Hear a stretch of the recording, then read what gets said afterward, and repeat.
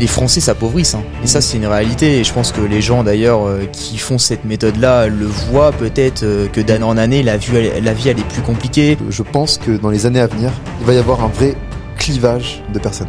Aujourd'hui ta douleur, ouais, c'est que tu te plais pas dans ta vie actuellement, bah fais tout pour la changer.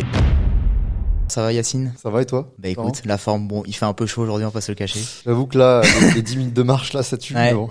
il fait chaud, mais on a bien mangé. Franchement, c'était top. On va bien évidemment parler de tout ce qui va être immobilier, crypto, bourse, marché financier en plus. On a beaucoup de choses, je pense, à dire là-dessus. Exactement. Je pense qu'on va faire un bon parallèle entre l'immobilier et la crypto-monnaie. Exact, parce que ça intéresse beaucoup de personnes et bah moi de mon côté, j'aide des personnes donc dans tout ce qui est marché financier et j'ai beaucoup de personnes qui viennent des fois de l'immobilier et inversement d'ailleurs des gens qui commencent par les marchés financiers et ensuite qui disent faut ensuite que j'aille dans l'immobilier, c'est un petit peu plus solide des fois. Enfin tu vois, c'est deux mondes complètement différents et je trouve que c'est assez complémentaire. Ça peut être un bon tremplin pour se faire déjà du cash en crypto.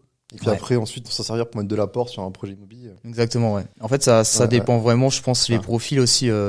C'est vrai que nous, généralement, quand il y a une personne qui a un objectif de faire du cash dans sur le moment, en fait, quand c'est son principal objectif, c'est vrai que pour moi, je pense que l'un des meilleurs trucs à faire, mais également, t'as l'immobilier avec le cash flow, bien évidemment, ça t'en parlera. Dans tout ce qui est marché financier, t'as quand même la crypto-monnaie. Aujourd'hui, c'est un énorme levier, hein. Tu peux faire énormément. Il y a de la volatilité, tu peux bien en profiter. Bon après, ça marche dans les deux sens. En vrai. Ah non, c'est très lié. En tout cas, voilà, moi je suis donc investisseur immobilier déjà depuis 5 ans, depuis 2018. 2018. Ouais. Et donc voilà, j'ai pas mal investi. J'ai commencé par des colocations. Okay. Ensuite, très vite, j'ai investi dans des immeubles de rapport. Donc voilà, ce qui est bien dans les immeubles, c'est que ça permet d'acheter plusieurs appartements en une fois. Et aussi d'être pleinement garant et d'un seul bien et de pas être dépendant des syndics de copropriété.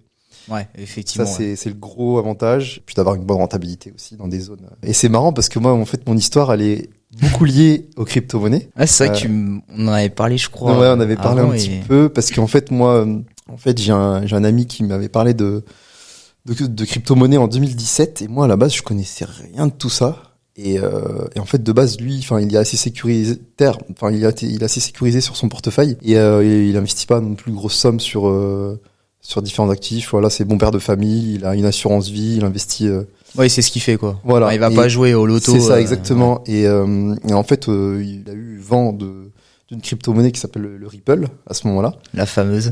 Et en fait, l'avantage de cette crypto-monnaie, en fait, c'était que c'était backé en fait avec les banques. Ouais, donc, exact, très institutionnel. C'est institutionnel, donc en fait, à l'époque, on se disait que c'était le plus safe parce que finalement, il y avait cet aspect institutionnel. C'était d'ailleurs la crypto-monnaie la plus détestée quasiment, parce que moi je me rappelle à l'époque, en fait, en 2017, forcément, t'avais beaucoup de personnes, et moi-même d'ailleurs au début, qui étaient là pour le côté très décentralisé, et c'est vrai qu'elle faisait beaucoup polémique. Parce que justement c'était une crypto-monnaie qui était très liée aux banques et très au côté institutionnel, et c'est vrai que même encore aujourd'hui d'ailleurs elle est assez pas aimée à cause de cette chose là, quoi. Exactement, et vu que c'était une crypto-monnaie très clivante, en fait elle a beaucoup fait parler.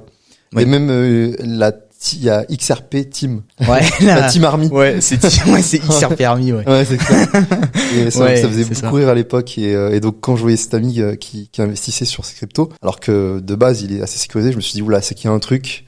Donc là, j'ai commencé à creuser, je me suis dit, oui, pourquoi pas? Bon, j'ai commencé à mettre un billet.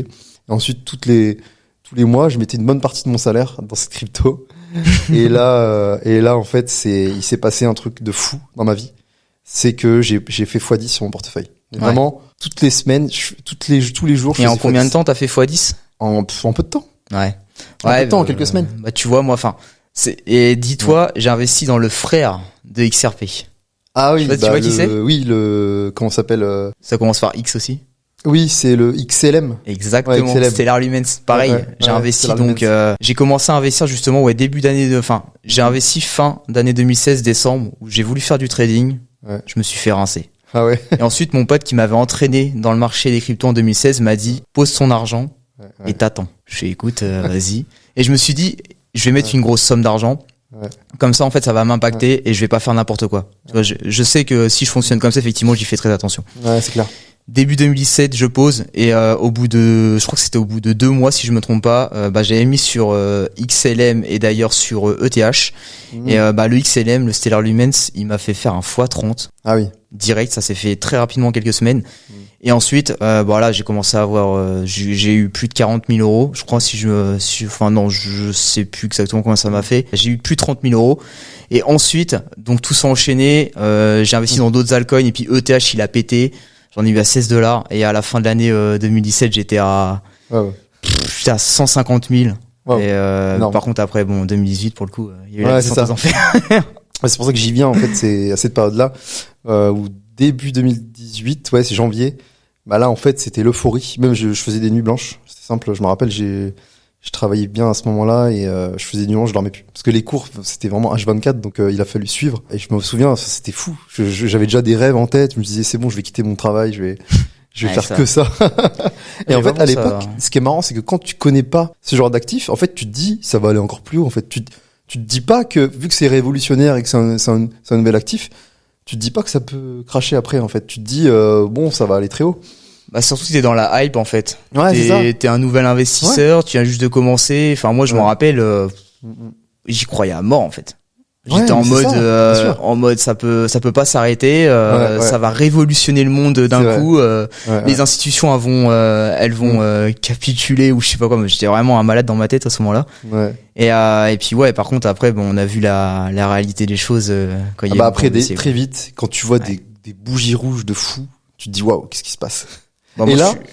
Et là, à ce moment-là, tu te dis, c'est un petit truc, ça va remonter, quoi. C'est ça. En fait, t'es tellement persuadé qu'en fait, tu te dis pas que c'est bon, c'est le début de la baisse, tu vois, c'est la psychologie des marchés, hein. Ouais. Et, c'est vrai qu'à ce moment-là, tu te dis pas, tu te dis c'est normal. Après, encore. T'y crois, et puis là, tu vois que ça fait moins 50%. Tu vois que ça pue. Tu dis ça. Là, ça pue, là. Et après, je me suis dit, bon, écoute, c'est bien, j'ai revendu une petite partie. Et ensuite, je me suis dit, il faut que je me forme. Donc là, je me suis beaucoup formé. J'ai regardé des vidéos YouTube sur le sujet. Okay. Sur justement l'analyse technique, sur comment bien maîtriser tout ce qui est, Fibonacci, les différentes courbes différentes droites, justement, à maîtriser. 2018, le marché était un peu mort. Du coup, c'était le bear market. Gros bear market 2018. Gros bear market. Et donc, j'ai continué à me former un petit peu dessus. Mais en fait, dans mon contenu, je sais pas pourquoi, je me suis redirigé en fait dans l'immobilier. Enfin, si je sais pourquoi, c'est que j'avais des amis aussi qui en faisaient. Qui investissaient dedans, Ouais, ils faisaient de la colocation en région parisienne. Et à ce moment-là, j'étais pas vraiment attiré par l'immobilier de base. Mais comment c'est venu justement cette attirance? Du coup, le fait de consommer du contenu dans l'immobilier et de voir en fait que c'est possible de remplacer son salaire et même de devenir rentier entre guillemets. Ouais. En fait, je me suis dit, attends, c'est ça la solution finalement. Ok, les cryptos, oui, on peut devenir très riche en très peu de temps en faisant les bonnes actions, c'est très bien. Exact, ouais. Mais je me suis dit, en fait, ce qui est bien avec l'immobilier, c'est que du coup, tu capitalises dans le temps et ça te permet d'avoir du cash flow récurrent. En fait, c'est vraiment des revenus passifs. Ouais, c'est ça. Et quand j'ai compris la puissance des revenus passifs et du cash flow, surtout après avoir lu le livre de Robert Kiyosaki. Ouais, tu vois, je l'ai pas lu. Non, il me semble celui-là, je l'ai pas lu. Ouais. Mais il a l'air d'être vraiment pas mal. Mais c'est un des livres aussi qui m'avait boosté au début, de comprendre le système de cash flow. Et là, je me suis dit, full IMO. Et là, à ce moment-là, tous les jours, c'est là que tu t'es développé à mort dessus, je consommais énormément d'heures de contenu en immobilier. Ouais, c'était ton truc, quoi. Ah ouais, à fond et moi quand je suis sur un truc c'est vraiment à 100% quoi. En vrai moi tu vois quand j'ai commencé dans les cryptos, quand j'ai commencé surtout à avoir beaucoup d'argent beaucoup d'argent en vrai j'ai eu 150 000 tu vois. Mais moi je trouvais ça quand même incroyable parce que c'est comme je le dis à chaque fois aux gens, c'est que moi j'ai pas des parents qui sont extrêmement riches, je sais pas quoi. Mes parents ils sont fonctionnaires, donc c'est vrai que des sommes à des centaines de milliers d'euros ou même des plusieurs dizaines de milliers d'euros, j'en entendais pas trop parler, tu vois. C'était pas non plus des sujets de malade. Puis par contre, quand j'ai commencé à avoir 150 000, vraiment à la fin de l'année 2017, je m'en souviendrai toujours, j'étais ultra choqué, mais je savais pas quoi faire, en fait. Moi, j'avais pas le mindset, j'avais rien, quoi. Ouais. T'arrives sur un marché, ton pote, il te dit d'investir.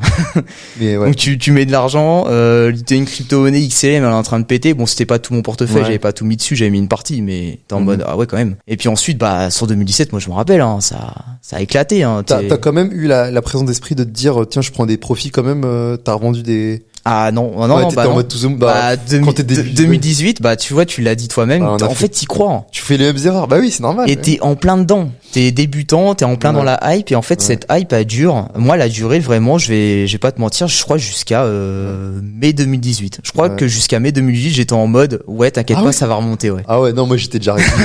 Au mois de mai, j'étais résigné. Moi, j'étais vraiment à fond. Moi, dès février-mars, je me suis dit, c'est bon. J'oublie. Ah ouais? Je me suis dit, je hold. Pas grave, je hold.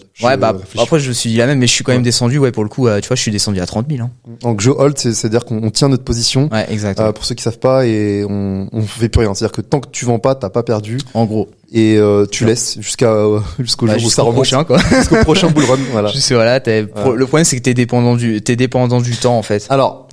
Quand tu mets de l'argent dans les cryptos et que c'est pas une somme dont t'as besoin, oui. En fait, tu t'en fiches de pouvoir revendre. C'est si tu mets énormément de ton capital, là où c'est risqué. Ah bah ouais. Mais si c'est là où tu fais le plus d'erreurs aussi. Voilà. Et donc, pour moi, c'était une petite partie. Donc bon, c'était pas non plus. Je pense que t'as raison, ouais. C'est pour ça d'ailleurs qu'on a peut-être pas fait l'erreur de trop retirer ou de faire un petit peu n'importe quoi avec nos investissements, parce qu'en soi, on a investi de l'argent qu'on était prêt à perdre. Et ça, c'est vrai que tu fais bien de le dire. C'est que la base quand même, c'est de pas s'handicaper d'un point de vue financier, parce que c'est quand même très important aujourd'hui. On a besoin pour vivre. Et effectivement, on doit mettre de l'argent qu'on est prêt à perdre. Bon, après, moi, c'est ce que je dis aux gens. L'objectif, c'est pas juste de mettre de l'argent pour perdre, sinon t'investis dans des associations et ça fait bien le taf, hein. Bien sûr. Puis en vrai, tu participes à une cause. Mais c'est vrai que cette base d'investir de l'argent que t'es prêt à perdre, ça te permet déjà d'avoir, je pense, une certaine psychologie derrière tes investissements qui va être assez bonne et qui va te permettre, en l'occurrence, de pas faire n'importe quoi et surtout de pas perdre de l'argent et même d'en gagner avec un facteur chance qui est quand même élevé parce qu'on s'y connaît pas, mais en soi on a une bonne psychologie derrière, donc en soi ça fait partie c'est ça. de la recette pour également un petit peu réussir quand même. Ça permet de se sécuriser au maximum. Et bon, tu prends moins de. Mais quand je vois des gens qui ont fait des prêts, qui se sont endettés pour investir dans les cryptos à ce moment-là, ça c'est incroyable, et qui se sont retrouvés à la rue, c'est chaud, quoi. Mais ça c'est l'avidité. Et en vrai, des fois tu peux te mettre à la place des gens, mais en vrai, moi je me mets beaucoup à la place des gens, mais je me dis quand même c'est abusé, c'est des trucs que j'aurais jamais fait. Mais quand t'as une psychologie qui est éclatée, effectivement, quand t'es en plein dans l'avidité face à un marché qui peut te permettre de faire des fois je sais pas combien, ça a rendu riche beaucoup de personnes qui n'étaient pas dans des conditions assez agréables, mais après c'est très risqué, après c'est un peu pareil dans l'immobilier, je pense. Alors au niveau risque, l'immobilier c'est un risque, mais je trouve que c'est beaucoup moins risqué. En fait, pour moi, c'est l'un des investissements les plus sûrs. Pourquoi ? Oui. Parce qu'en fait, t'as un crédit, t'as une dette, t'es redevable, ok. Mais dans le pire des cas, si tu prends vraiment le pire des cas, admettons, je sais pas moi, t'as un gros problème, tu peux plus louer, je sais pas moi, t'as quoi que ce soit. Mais en fait, dans tous les cas, la banque, elle te saisit le bien, et puis elle le revend derrière. En fait, dans le pire des cas. T'as une déchéance de prêt, et puis c'est le pire. C'est vrai que tu vas pas payer toute ta vie. C'est un prêt, donc la banque elle se saisit et t'as une hypothèque dessus ou une caution. C'est le pire du pire qui peut t'arriver. Ouais. Après, il peut y avoir des sinistres, donc un immeuble qui brûle, un immeuble qui s'effondre, etc. Après il y a des assurances. Il y a des assurances derrière. Ouais. Donc en fait, pour moi, c'est un actif vraiment qui est sécurisé. Et en plus, c'est pas ton argent que tu mets en fait. À part pour un apport, mais finalement c'est l'argent de la banque qui va être payé par les locataires. Donc finalement. Pour moi, c'est l'un des actifs vraiment les plus sûrs. Ah c'est sûr qu'en termes de sûreté, ça, je te rejoins largement là-dessus. Hein. Et d'ailleurs, tu vois, c'est, mon côté, tu vois, j'ai des personnes effectivement qui viennent investir dans tout ce qui est crypto et ensuite, effectivement, ils se dirigent vers l'immobilier, comme tu le dis, pour avoir ce facteur de la sécurité et de même des fois en fait sécuriser de l'argent qu'ils ont pu faire avec. Un marché qui est beaucoup plus volatile, qui est beaucoup moins sécurisé pour aller dans l'immobilier. Exactement. Et là entretenir ce fameux patrimoine et même continuer à faire en sorte qu'il augmente c'est ça. De sorte à ce que ça continue de leur apporter de l'argent et voilà. Bien sûr. Moi je connais même des investisseurs immobiliers, ils ont leur cash flow, ils ont plusieurs appartements, ils ont leur cash flow et en fait tous les mois ils prennent une partie de leur cash flow pour les mettre dans les crypto-monnaies. Tu vois, donc ils font les deux. Et pourquoi ils font ça d'ailleurs ? Pour prendre un peu plus de risques, faire des excédents en plus Ouais, c'est ça. En fait, t'allies les deux. Ouais, non, mais c'est ça. T'allies l'effet de levier de la banque, t'as le cash flow, mais en plus, tu le réinvestis sur un actif qui peut te faire des fois 10, fois 30, fois 100. Et ça, tu peux ensuite le réinvestir dans un autre truc, même, pourquoi pas aller ensuite dans des dividendes, tu vois. Bien sûr, voilà. Vraiment, pour moi, la clé, c'est vraiment la diversification. Mais complètement. Mais la diversification, faut bien le rappeler. Moi, je trouve qu'il est important de le dire là-dessus. C'est que la diversification, elle va te permettre différents objectifs. C'est pas tu vas investir dans l'immobilier, dans la crypto pour avoir exactement le même objectif de spéculation derrière. Alors moi je pense que c'est pas très bien de faire ça comme ça parce que t'as à la fois trop de trucs pour le même objectif. C'est justement par exemple investir dans la crypto pour avoir pour essayer d'avoir beaucoup plus d'argent, toutes ces choses-là. Et ensuite, pourquoi pas investir dans l'immobilier justement pour bien sûr. Pour avoir un objectif de conserver, sécuriser ton patrimoine, mais toujours avec de sorte à ce que ça te rapporte de l'argent derrière. Ensuite, dividendes pour avoir des revenus passifs un petit peu manière récurrente dans l'année. Voilà, le gros intérêt de l'immobilier, c'est vraiment l'effet de levier. Donc après, derrière, tu crées du cash. Le cash, tu le réinvestis dans les actifs financiers, que ce soit actions à dividendes. Ça te refait encore du cash flow. Tu peux investir aussi dans les crypto-monnaies. Tu peux investir dans tout type d'actifs. Et c'est ça qui est... Et normalement, c'est la recette de l'indépendance. Franchement? Ouais. Franchement, oui. Ouais, c'est vrai. Non, mais c'est vrai, hein. Parce que, à l'inverse, tu peux aussi être un entrepreneur qui gagne beaucoup, mais ne pas investir. Et le jour où ton activité, elle marche plus. T'as rien. T'as plus de revenus, en fait. Alors que si tu te dis, attends, dans mon parcours, ok, je vais quand même un peu investir, soit dans l'immobilier, soit dans la bourse, soit dans les cryptos, t'as quand même t'as quand même des revenus. Donc, je pense que, vraiment, pour moi, c'est vraiment la diversification et, en tout cas, c'est un bon levier, de commencer par l'un ou l'autre. En tout cas, le but, c'est d'investir. L'investissement est toujours plus important pour moi que des revenus qui sont liés au temps. Pour moi, c'est ça, en fait. C'est des revenus qui sont liés au temps. C'est bien, ça fait du cash, c'est cool. Mais derrière, il faut le réinvestir sur des investissements qui sont décorrélés de notre temps. Cite-moi un exemple de revenus qui sont liés au temps et de revenus qui sont pas du tout liés au temps. Après, oui, déjà tous les contrats, les salaires. Okay. Les salaires, donc d'un point de vue le salariat, t'échanges ton temps contre de l'argent. Et t'es limité en termes de revenus. Tu peux pas aller très haut en fait en termes d'augmentation. T'échanges ton temps contre de l'argent. Donc le but, pour moi, si on veut vraiment avoir une voie vers l'enrichissement et l'indépendance, ça peut être pas mal au début, je pense, que d'augmenter ses revenus et ensuite de réinvestir tous les mois, soit dans un actif financier, soit se mettre une épargne pour investir dans un bien immobilier. Ça peut être pas mal de se dire, tiens, pourquoi pas augmenter ses revenus. Par exemple, une infirmière, elle peut très bien avoir un contrat CDI, se mettre en au final arrêter son CDI, se mettre en libéral, gagner plus pendant quelques mois. C'est ça, ouais. Ensuite, mettre son argent, vu qu'elle gagne plus, mettre un petit peu, je sais pas moi, l'investir, soit l'investir, soit en même temps de l'apport pour un projet immobilier, pour investir dans l'immobilier, ou soit, je sais pas moi, tous les mois, mais en bourse. Et en fait, il y a pas mal de techniques comme ça. C'est ça. Je pense que... En fait, faut juste choisir la chose qui va le plus nous attirer au début. C'est sûr que soit tu peux passer par les marchés financiers, soit tu peux passer par l'immobilier. Et forcément, faut une action de ta part en fait. Et faut une certaine discipline derrière, pareil. Faut une certaine envie d'y aller aussi. Ça en fait partie parce que moi, j'ai pu voir également. Au niveau de ces quelques années où pour le coup j'accompagne des gens sur les marchés financiers, c'est effectivement si t'as pas réellement l'envie, t'as beau faire le travail de libéral à côté, peut-être que l'argent tu vas la gaspiller autre part. Non, en fait faut avoir une logique et aussi c'est un peu dur ce que je vais dire, mais il faut se serrer la ceinture pour moi pendant plusieurs années, même si c'est dur. Il faut se serrer la ceinture, vraiment. C'est obligé. C'est pas le fait de se dire je vis plus. C'est pas la question de plus vivre. C'est pas ça. C'est de se dire tous les mois, cette somme, je la bloque. J'y touche même pas. C'est vraiment pour mes investissements. C'est soit pour me faire une épargne pour mettre de l'apport sur un projet immobilier, soit pour l'investir, je sais pas moi, tous les mois sur la bourse ou sur les cryptos ou autre type d'actifs. Pour moi, c'est très important de vivre en dessous de ses moyens, au moins les premières années. Ça me permet de faire rentrer beaucoup de cash. Et ensuite, lorsque vous allez aller voir la banque pour un projet immobilier, le banquier il sera surpris de voir tout ce cash dans votre compte. Il va dire vous avez pas non plus un gros salaire, mais franchement, vous avez bien épargné.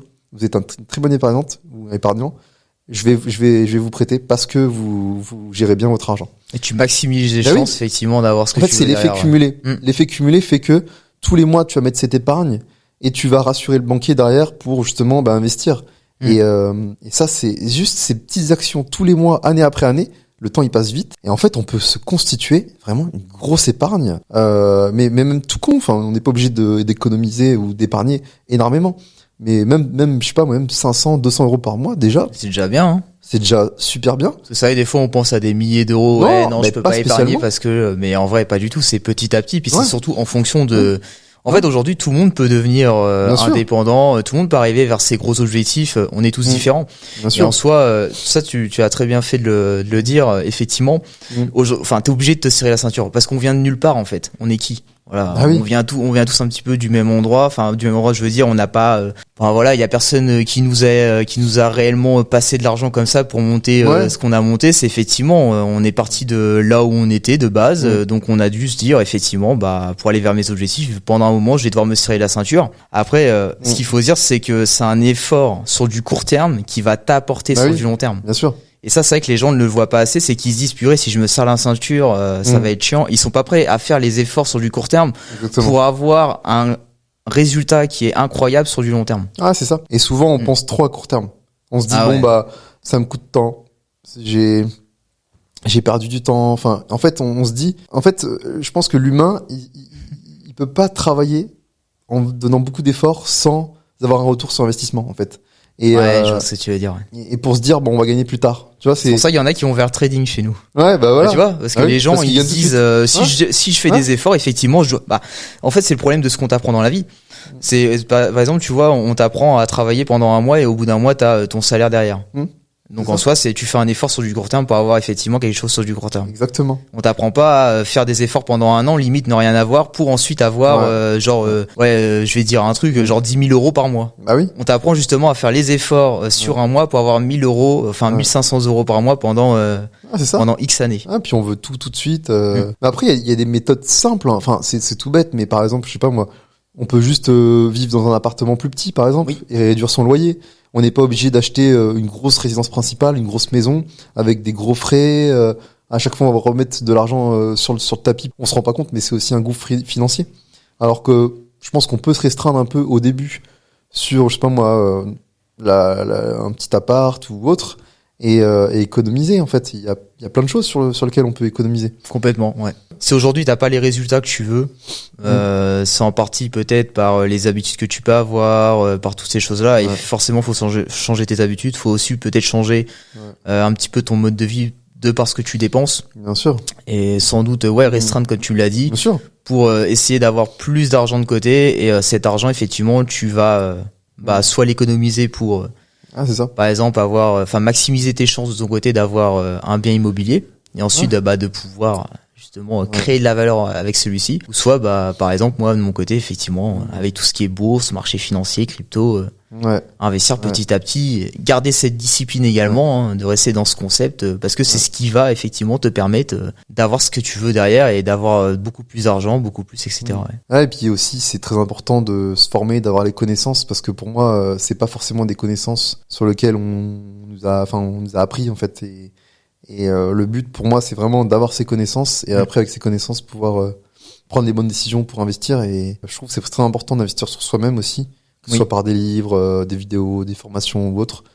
Pour moi, c'est hyper important parce que ça, on ne l'apprend pas forcément à l'école. Ou nos parents nous ont jamais appris à être riches ou à améliorer sa situation financière. Moi, je sais que par exemple, mes parents, ils m'ont toujours dit, voilà, tu fais tes études, t'as un salaire, tu gravis les échelons, etc. Et voilà, et c'est tout. Tu prends pas de risque, t'épargnes. Ils m'ont même dit, t'épargnes, tu fais tes comptes. Très important de faire ses comptes. Ah oui, voilà, tu fais tes comptes, C'est ça. Tu travailles, t'essayes de grimper les échelons, t'essayes d'avoir plus, tu t'épargnes de l'argent, très important, mais tu la gardes absolument sur ton compte et tu approvisionnes ton livret A. Ouais, c'est ça, tu prends ton livret A, ton assurance vie.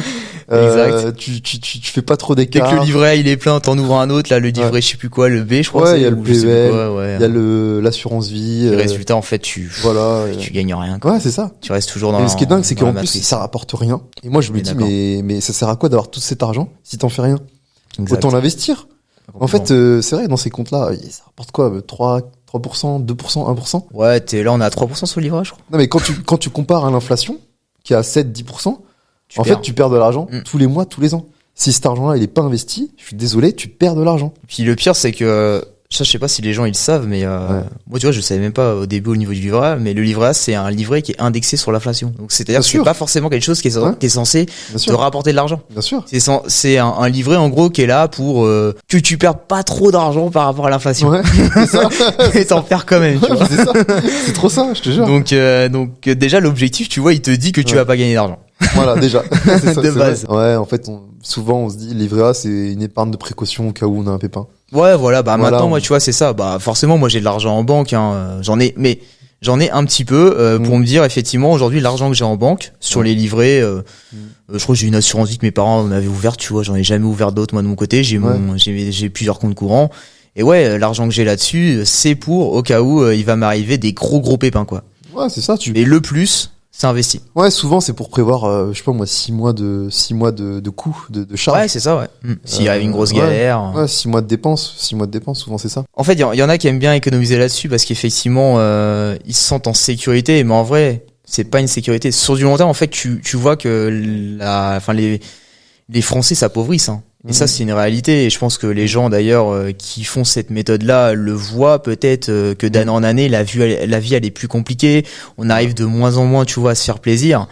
Et en fait, bah ouais, c'est la réalité. Ça montre qu'en fait, ce que tu fais depuis X années, bah, ça te rapporte pas. Et je t'assure que ça te rapportera pas, en fait. Ok, peut-être l'inflation, elle sera moins élevée au bout d'un moment. Mais ce concept, en fait, de tu ne gagneras pas d'argent avec ce que tu fais actuellement, il sera toujours présent. Et en fait, cette douleur, tu l'auras toujours en toi, malheureusement.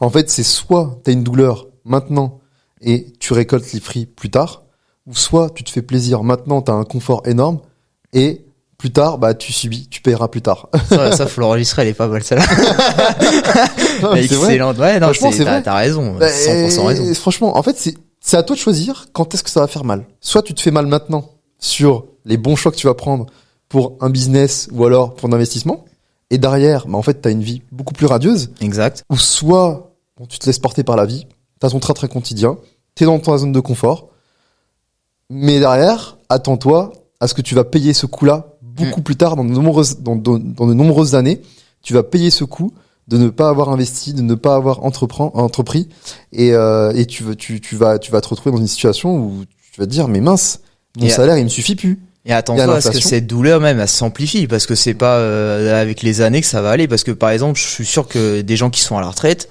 il y en a beaucoup qui doivent se dire, purée, je peux me faire chier, ou alors, j'aurais bien aimé faire ça, tu vois, parce qu'aujourd'hui, c'est pire et j'ai pas ce que je veux réellement, quoi. Ah oui. Et moi, l'autre fois, tu vois, j'ai un exemple très concret là-dessus. J'étais chez Garagi, j'ai emmené ma voiture pour faire réparer quelque chose au niveau de ma carrosserie, et donc il y a un employé qui m'a ramené chez moi. Parce il gardait ma voiture plusieurs jours. D'accord. Et il m'a dit, bah en gros, non, c'est moi qui lui ai posé la question, tu fais quoi dans la vie, tu fais quoi? Je lui ai dit, bah ça va, t'aimes bien ce que tu fais et tout. Donc il me raconte un petit peu tout ça, il me fait ouais, voilà. Et puis il me demande ce que je fais. Je sais, bah moi écoute, j'investis donc mon argent depuis plusieurs années, et puis également maintenant j'accompagne des gens à investir leur argent sur les marchés financiers. Il me fait, ah ouais, c'est trop bien, mon fils aussi il fait la même chose mais dans l'immobilier. Et il me dit, ah ouais, purée, et mon fils il a comme toi, il a 26 ans, 20 ans, 27, et effectivement moi j'aurais bien aimé faire ça, parce que là j'approche à 2 ans de la retraite. En fait, je me rends compte que je vais rien avoir, quoi. Ah ouais. Et tu vois, il est à 2 ans le mec était à 2 ans de la retraite. Là, je crois que d'ailleurs, il est arrivé à la retraite. Et en fait, il savait pertinemment que, il allait rien avoir, parce que malheureusement, il a pas investi son argent. Et aujourd'hui, il s'est rendu compte que dépendre que d'une seule source de revenus en tant que salarié, en fait, ça lui a rien vraiment apporté, et que pour le coup, la retraite va être compliquée, quoi. Et il m'a même dit qu'il allait peut-être devoir faire un autre truc à côté, quoi. En fait. Après, c'est jamais trop tard. Il peut toujours investir. C'est jamais trop tard. À n'importe quel âge, tu peux toujours investir. Exact. Mais ce que je veux dire par là, c'est qu'effectivement, quand t'es jeune, en fait, des fois, on peut se dire, ouais, on n'a pas besoin de ça, machin. Bon, en vrai, c'est là où tu dois foncer, quoi. Mais c'est vrai que quand t'es jeune, tu te rends pas compte que c'est important, ça. Parce que, tu vois, t'as la vie devant toi, t'as envie de profiter, tu sors, tu vois tes amis, tu fais plein de rencontres, t'es dans tes études, tu te prends pas la tête. Puis c'est là où tu peux le plus bouger, quoi, aussi. Tu bouges, voilà, enfin, ta vie d'adulte, ta vie active, elle est loin. Bon, tu te prends pas la tête et tu te dis, bon, c'est bon. En fait, tu prends pas en compte les challenges de la vie. Ouais. Et c'est vrai que si tu as ce mindset et cette prise de conscience assez rapidement, étant jeune, je pense vraiment que tu peux être très bien financièrement assez rapidement.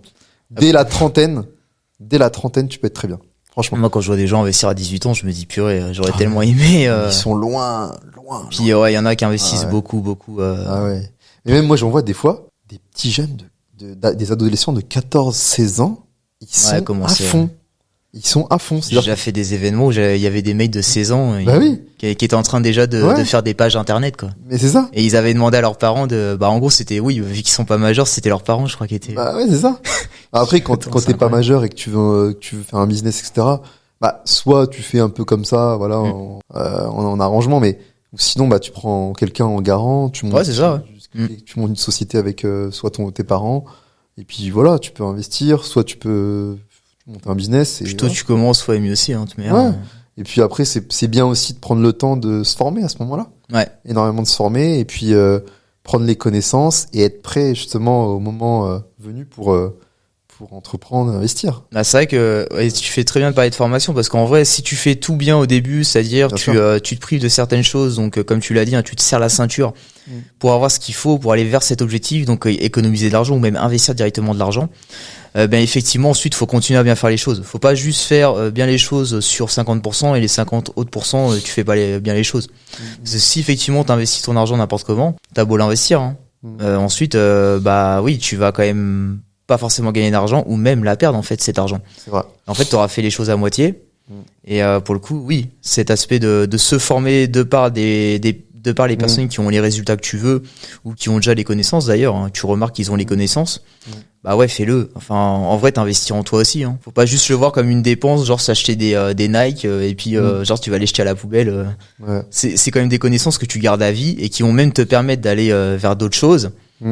Donc ça va forcément te rapporter et ça va contribuer justement au fait que derrière tu vas avoir le résultat attendu de par toutes les bonnes actions que tu mets en place. Mais moi, ce qui me rend fou à chaque fois, quand je rencontre des gens qui veulent investir et qui veulent se lancer dans l'immobilier et qui me disent voilà comment faire, ils me posent des questions, etc. Et que derrière, je leur dis bon, est-ce que t'as fait cette formation, est-ce que tu l'as lu, est-ce que tu t'as fait telle vidéo? Ah bah non. Et en fait, moi, ce que je comprends pas, c'est tu passes des heures sur Netflix. Tu vas scroller les vidéos et qui t'apportent rien. T'en souviens même pas. Que du divertissement. Et moi, derrière, je te dis, mais fais telle formation. Tu la fais pas, en fait. Je comprends pas. Donc, en fait, c'est-à-dire que, tu vas te lancer dans un business ou dans un investissement sans te former. C'est grave, en fait. Pour moi, c'est le résultat, je pense qu'on le connaît tous, Bah oui. Alors moi je le vois très bien déjà dans mon domaine et je pense que tu le vois également dans l'immobilier, c'est-à-dire que les gens ils galèrent et ils ont pas ce qu'ils veulent. Mais moi je le vois encore, les gens, nous dans notre domaine, ils le voient encore plus parce que pour le coup, ils perdent de l'argent, tu vois. Bah oui. En fait, ce qui est fou, c'est que on t'oblige à aller à l'école pour avoir un métier. Mais les gens, ils se rendent pas compte qu'en fait, ce qui va leur apporter plus d'argent, c'est l'apprentissage après l'école. Et ça, c'est surpuissant parce que si on se forme sur le bon investissement, sur la bonne formation immobilière ou sur les bons livres, etc. Mais en fait, c'est ça le chemin de la richesse. Et en fait, les gens, ils sous-estiment l'apprentissage. C'est ça qui est fou. Les gens sous-estiment le fait d'apprendre des choses, le fait de lire, le fait de faire des formations, ils sous-estiment. Après, je sais pas si c'est très français, parce que c'est vrai qu'en France, on voit beaucoup ça, mais oui, t'as raison de le dire, c'est qu'aujourd'hui, en France, quand tu parles de formation, même d'accompagnement, les gens, ils sont là en mode, ouais, c'est de l'arnaque. Mais en fait, l'arnaque, c'est ta vie, très clairement. Bah oui. C'est ce qu'on t'a appris. Aujourd'hui, l'école, ça sert juste à une chose, Ça sert à être un employé pour travailler. En même temps, c'est normal. Il en faut des. Ouais, non, mais c'est sûr. Personnes qui mais ça a été fait de base pour ça, et puis oui, toi de ton côté, ça te permet de vivre normalement, de pouvoir payer tes factures, partir. Je crois c'est 8 semaines en vacances. Ouais, c'est ça. Mais moi, je trouve ça fou, quoi. Enfin, comment tu peux te lancer dans un bien immobilier, dans l'investissement, sans avoir les connaissances? Je comprends pas. Franchement. T'as tout à disposition. Maintenant, c'est pas ce qui manque. T'as ce qu'il faut. On a toutes les connaissances. Peut-être parce qu'il y a trop de choix dessus. Mais moi, je trouve ouf parce que avant Internet, les informations elles circulaient pas. C'était vraiment niché, c'était entre des cercles de personnes assez aisées, etc. Et en fait, on t'apprenait pas à la voie vers le succès et vers la richesse. C'est vrai. C'était très rare. Il y en avait certains livres. Mais là, maintenant, on a tout à profusion. Et là, moi, je comprends pas qu'on ne puisse pas se former, en fait, enfin. Parce que la psychologie des gens elle change pas. Hein. L'humain a toujours été fonctionnel. Ouais, et puis après on veut tout sans rien faire. Ça, ouais, aussi, ouais. Mais parce qu'on t'apprend ça. On t'apprend ça aussi. Ouais, on veut tout sans rien faire. Là, c'est comme je prenais l'autre fois l'exemple de aujourd'hui, il y a un truc qui peut, enfin, ce que tout le monde connaît, c'est pour gagner de l'argent, effectivement, tu peux jouer au loto et tu peux devenir millionnaire, tu vois. Bah non, mais. Et le loto, c'est quoi? C'est en gros, tu vas remplir une grille et genre 3 jours après, t'as les résultats. Bah oui. Donc c'est du court terme. Bah oui, même c'est. Donc va expliquer à des gens, Donc ta vie est basée sur le hasard. Sur le hasard aussi. Voilà. Donc dans 10 ans, 20 ans, ah bah j'ai toujours pas eu le. Bah, mais ouais, tu vas faire comprendre à un maximum de personnes, à quasiment la majorité de la population, qu'effectivement, bah pour réellement gagner de l'argent, il va falloir que tu y passes du temps, il va falloir que tu mets des actions en place, que tu te serres un petit peu la ceinture. Bah ils vont te dire mais non, c'est pas vrai. Bah non mais c'est ça. Parce que en fait c'est pas ce qu'on leur a appris durant toute leur éducation. Mais après c'est aussi l'entourage, parce que tu sais quand t'es entouré de personnes qui pensent à peu près comme toi, etc., qui te poussent pas de l'avant et qui pensent pas en dehors du cadre, bah t'as pas forcément ce boost en fait de se dire bah tiens, falloir que je me bouge et que je mette les actions en place. Tu sais, c'est très dur hein, quand t'as un entourage qui est un peu négatif ou alors qui est limité dans le fait de se dire que c'est possible et de se dire que oui, il y a une voie vers une aisance financière ou autre. Et c'est très dur. C'est pour ça que pour moi, l'entourage, c'est très important. Complètement, je suis d'accord. C'est la clé. Franchement, c'est la clé. Et même si tu connais pas des personnes qui sont dans ce domaine-là, etc., bah, déjà, rien que le fait d'écouter plein de vidéos, par exemple sur YouTube ou autre, bah, déjà, tu vas te faire un entourage, mais virtuel, bien sûr, mais déjà, tu vas changer ton mindset. Ouais, complètement. Moi, moi, je me suis fait un lavage de cerveau pour avoir le mindset grâce aux vidéos, en fait, j'ai lu toute la psychologie des millionnaires, des gens qui ont réussi. En fait, j'ai bu leurs paroles et je voulais rentrer dans leur cerveau pour savoir comment ils pensent. Comment pense cette personne? Ok, elle a fait tant de millions. Ok, comment elle pense? Et en fait, juste ça, déjà, ça débloque un mindset. Tu te dis ah ouais, ok, c'est bon, j'ai compris. Et surtout, même, je dirais, l'entourage est très très important, mais au début. Ouais. Parce que c'est là où t'en as le plus besoin en fait. C'est ce truc qui va te faire passer vers justement le fait que c'est possible et que tu vas vouloir véritablement y aller et que tu vas être à fond dessus. Bien sûr. Ça, je suis tout à fait d'accord avec toi. Moi, ça a été la même chose. Tu vois, j'ai énormément regardé de vidéos et c'est vrai que maintenant, tu vois, dès que j'essaie de regarder des vidéos sur Mindset et tout, ça me saoule. Ouais, voilà. Parce qu'en vrai, voilà, c'est déjà fait, bon.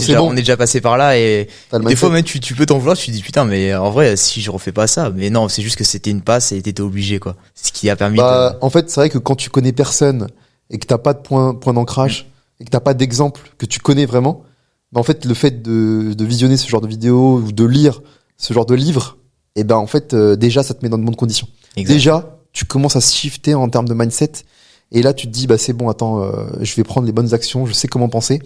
Et naturellement, après, bah, tu te détaches de certaines personnes. Naturellement. Oui. Tu les côtoies moins parce qu'ils sont plus alignés. Eux, on leur en veut pas, hein. Ils pensent comme ça, c'est normal. Oui, bah. On leur a jamais donné ils ont des croyances limitantes, mais c'est normal. Bah, en fait, je pense que naturellement, ça se détache petit à petit, naturellement. Et derrière, bah, on pense différemment. Ensuite, on commence à fréquenter des événements, on rencontre des personnes inspirantes, des personnes qui pensent comme nous. Et là, ça change tout. Parce que du coup, on se dit, bah tiens, je suis plus tout seul, je suis plus un ovni, je suis plus un extraterrestre, je suis plus un mec chelou. Tu peux continuer comme ça. Je suis plus un mec qui rêve trop ou alors qui est trop ambitieux. Là, bah en fait, il y a des personnes comme moi qui ont pris en main leur destin. Exact, ouais. Et qui prennent les actions. Et là, on avance ensemble. Même si chacun a son business, on avance ensemble et on s'entraide en fait. Ça, et donc justement, toi de ton côté aujourd'hui, comment t'as développé en fait ce mindset? Est-ce que tu peux raconter un petit peu? Donc t'as dit un petit peu, mais voilà. Le mindset de. Bah vraiment, ouais. Comment toi t'as développé ton mindset qui t'a permis effectivement ensuite d'être à fond dans ce que tu faisais au niveau de l'immobilier, d'aller vraiment vers les résultats que tu voulais en fait. Alors déjà moi j'ai toujours eu une grosse ambition déjà. Okay. J'ai toujours été très ambitieux, donc c'est pour ça que j'ai fait aussi un diplôme d'ingénieur en informatique. J'ai été sur cette partie-là assez longtemps et ensuite j'ai très vite découvert que c'est pas ce qui me plaisait le plus et que j'étais pas spécialement épanoui parce que je suis dans mon ADN, je suis plus un entrepreneur finalement et j'ai mis du temps à le comprendre. Et ensuite, moi, le but, c'est, enfin, ensuite, moi, je me suis fait un lavage de cerveau, via les vidéos, comme je t'ai dit. Et vidéo YouTube, toutes ces choses-là, c'est ça? Vidéo YouTube. Moi, j'étais perfusé à YouTube. Yes. Mais j'ai pas honte de le dire, hein. J'étais perfusé à YouTube, pendant de nombreuses semaines. Et c'est ce qui a fait que j'ai changé mon mindset. Mais vraiment, moi, c'était la perfusion YouTube. Vraiment. Ouais, c'est genre quand tu mangeais, quand... Tout le temps. Ouais. Tout le temps. Au réveil. Au métro, dans le métro, dans les transports. Okay, d'accord. Quand je mangeais, quand je faisais tâches ménagères. Tout le temps. Ouais, c'est pas, et là, c'est différent d'une personne, justement, elle qui peut regarder du Netflix tout le temps ou, Bah oui. T'imagines que tous les jours, je visionnais au moins 4 heures de contenu. Ouais. 4 heures de contenu sur l'enrichissement, sur l'investissement, sur l'entrepreneuriat. T'imagines 4 jours pendant plusieurs semaines, plusieurs mois. Mais quand tu fais ça, au bout d'un moment, tu penses plus pareil. T'es dedans, non, mais tu penses plus pareil, en fait. T'es dans la, enfin, c'est pas, mais oui. Bon, j'ai parlé de doctrine, mais c'est une bonne doctrine. Ah oui. Alors, tu prends une personne qui fait ça pendant, de nombreux jours, c'est l'effet cumulé, de nombreux jours, de nombreuses semaines, dans plusieurs mois. Et un autre mec qui fait que Netflix, qui a regardé toutes les saisons, de Netflix. D'ailleurs, ça fait très longtemps que je regarde pas. Je sais même pas ce qui s'y passe, voilà. En fait, tu vois la différence un an après. Tu vois une différence, en fait. Ouais, tu vois une différence. Non, mais t'as raison. Mais c'est pas que financier. C'est dans ta tête aussi, ouais, comment tu penses, ouais. État d'esprit. Déjà, un entrepreneur, il est plus positif, déjà. Il est positif. Il est beaucoup plus ambitieux, il est beaucoup plus optimiste. Ouais. Alors que, quand on n'avance pas vers son chemin, on est plus pessimiste, on se dit que c'est pas possible, on se dit que, ouais, mais non, il y a trop d'impôts, ouais, mais non, je vais me faire allumer là-dessus, oui. T'es trop négatif, en fait. Oui, mais ça va pas marcher, oui, mais, le oui, mais, il tue plein de rêves. Le oui, mais, il va te tuer. C'est même pas un oui, tu peux retirer le oui, en fait, des fois. Tu sais même pas pourquoi les gens ils disent oui, dis juste mais, en fait. Ou dis juste non. En fait, on se rend pas compte. T'imagines, il y a 20 ans, il y a 30 ans, c'est comme s'il y avait, je sais pas moi, Bill Gates, il était là, il donnait tous ses conseils. Ouais. Non mais t'imagines, il y avait pas Internet. Je pense qu'il y en a qui auraient rêvé d'avoir ça. Il y avait pas Internet. T'imagines, il y avait Bill Gates, il était là à côté de toi. Ouais. Voilà, je vais te montrer comment je suis devenu multimilliardaire. Imagine ça, imagine. T'aurais adoré, en fait. T'aurais adoré qu'ils te disent, voilà, faut faire ça, qu'ils te donnent ses conseils, comment penser, etc. Là, dis-toi que là, en fait, ce mindset, on l'a à profusion, en fait. On l'a à disponible. C'est disponible.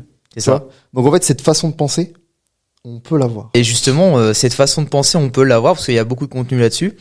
Et je pense que, il y a également, en fait, pourquoi il n'y a pas plus de personnes qui vont quand même vers leur réussite, toutes ces choses-là, c'est parce qu'à la fois il y a également beaucoup de mauvais contenu qui est développé en même temps en parallèle, et ce qui fait qu'en fait, certes, le bon contenu il s'est amplifié, mais il y a le mauvais contenu également qui s'est amplifié. Tout ce qui est divertissement, tout ça s'est amplifié, ça va de soi. Oui, le divertissement a explosé. Ouais. Et en vrai, toutes ces choses-là, ils font que t'as toujours cette même proportion de personnes qui arrivent à aller vers leur réussite, et d'autres pas. Et c'est pour ça que moi, je pense que dans les années à venir, il va y avoir un vrai clivage de personnes entre les gens. En fait, c'est simple. Tu vois les jeunes de 20 ans de maintenant. Ouais. Il y a deux types de jeunes, en fait. Moi, je le vois tout de suite. T'as la plupart des jeunes, ils sont à fond sur les vidéos short, à regarder des divertissements, à scroller sur TikTok, Twitch, YouTube. Ils sont à fond dedans, ils se font des.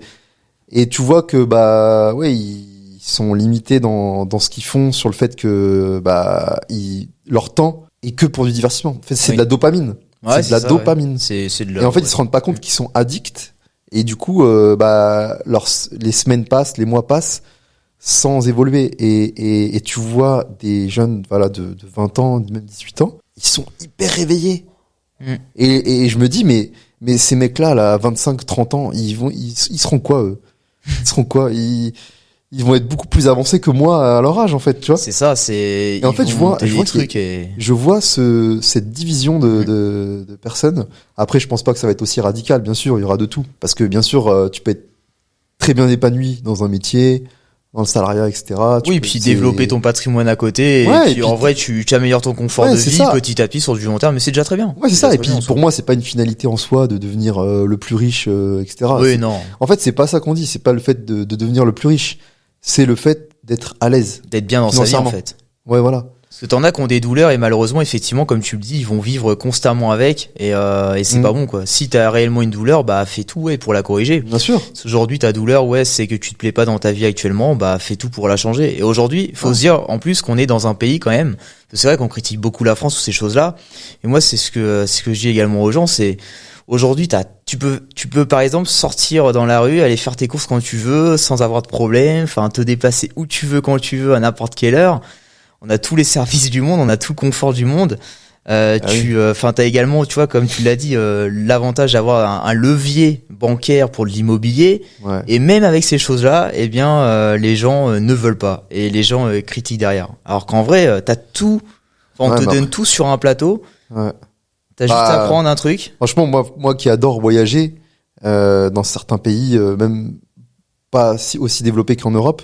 Bah en fait, quand je reviens de ces pays-là, je me dis mais en fait, on a une chance de malade, une chance de fou. Déjà d'avoir l'eau courante, d'avoir l'électricité, internet à haut débit.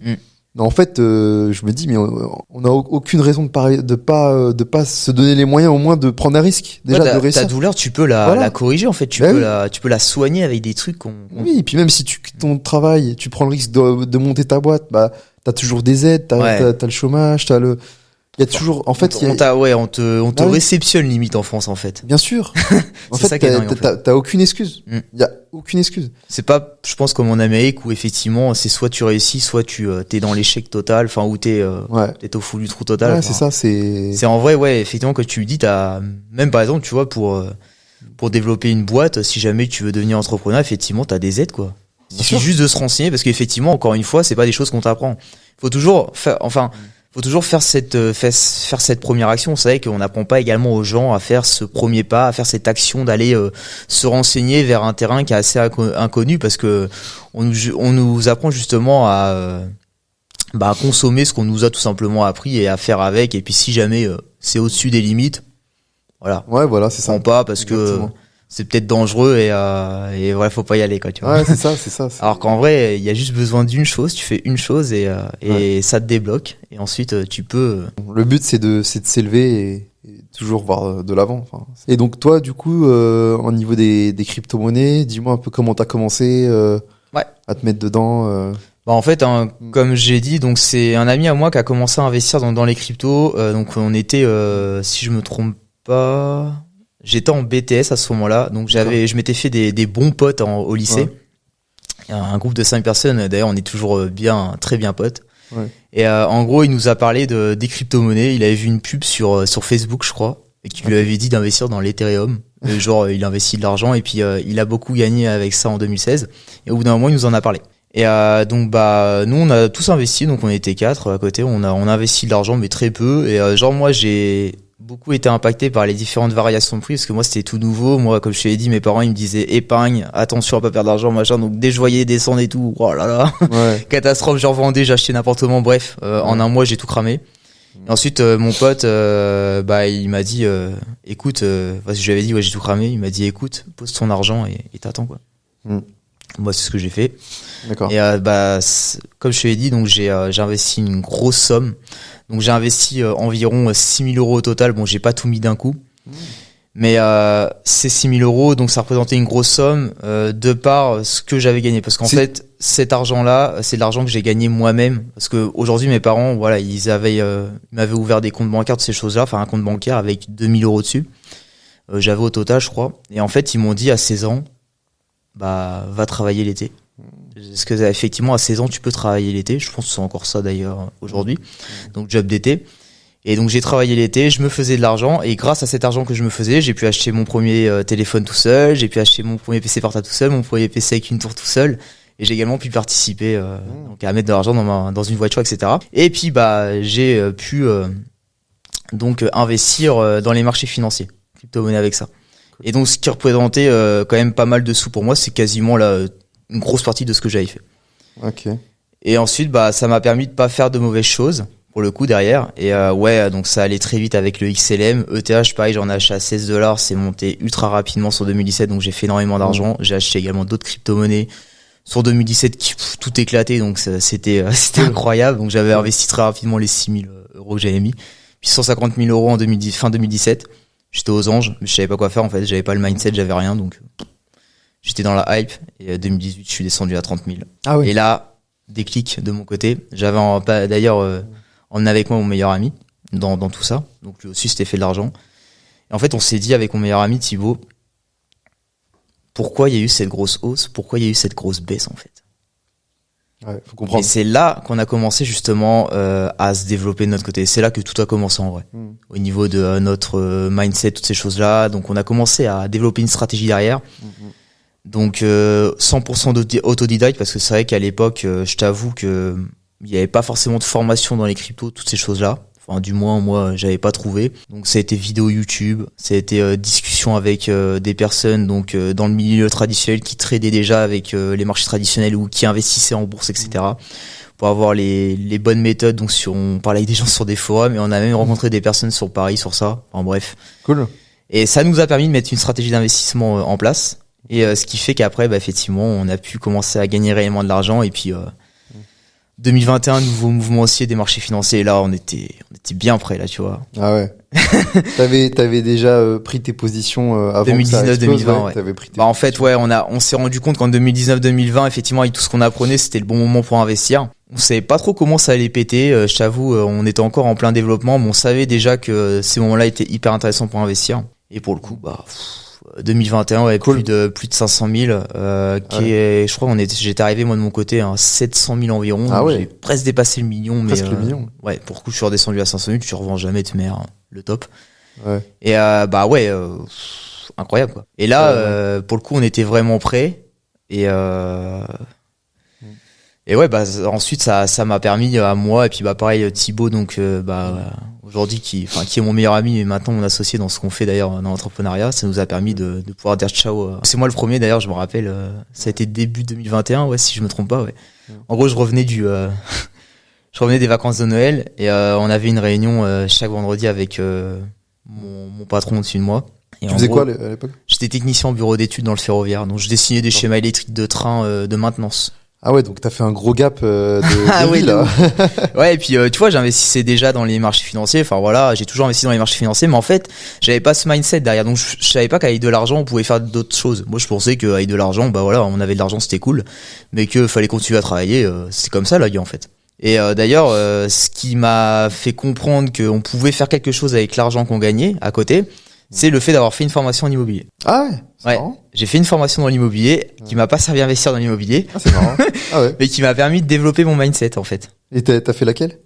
François Briand. C'était Ambition Immo si je me trompe pas. D'accord. Ouais. Et donc voilà, donc très bonne formation d'ailleurs. Et en fait, c'est surtout que j'ai rencontré des personnes qui investissaient dans l'immobilier, qui sont devenus rentiers. Ah, c'est marrant. Et également donc des personnes qui avaient commencé à entreprendre. Et ce qui fait que je me suis entouré de ces personnes-là. J'étais en communication avec eux, j'ai rencontré, etc.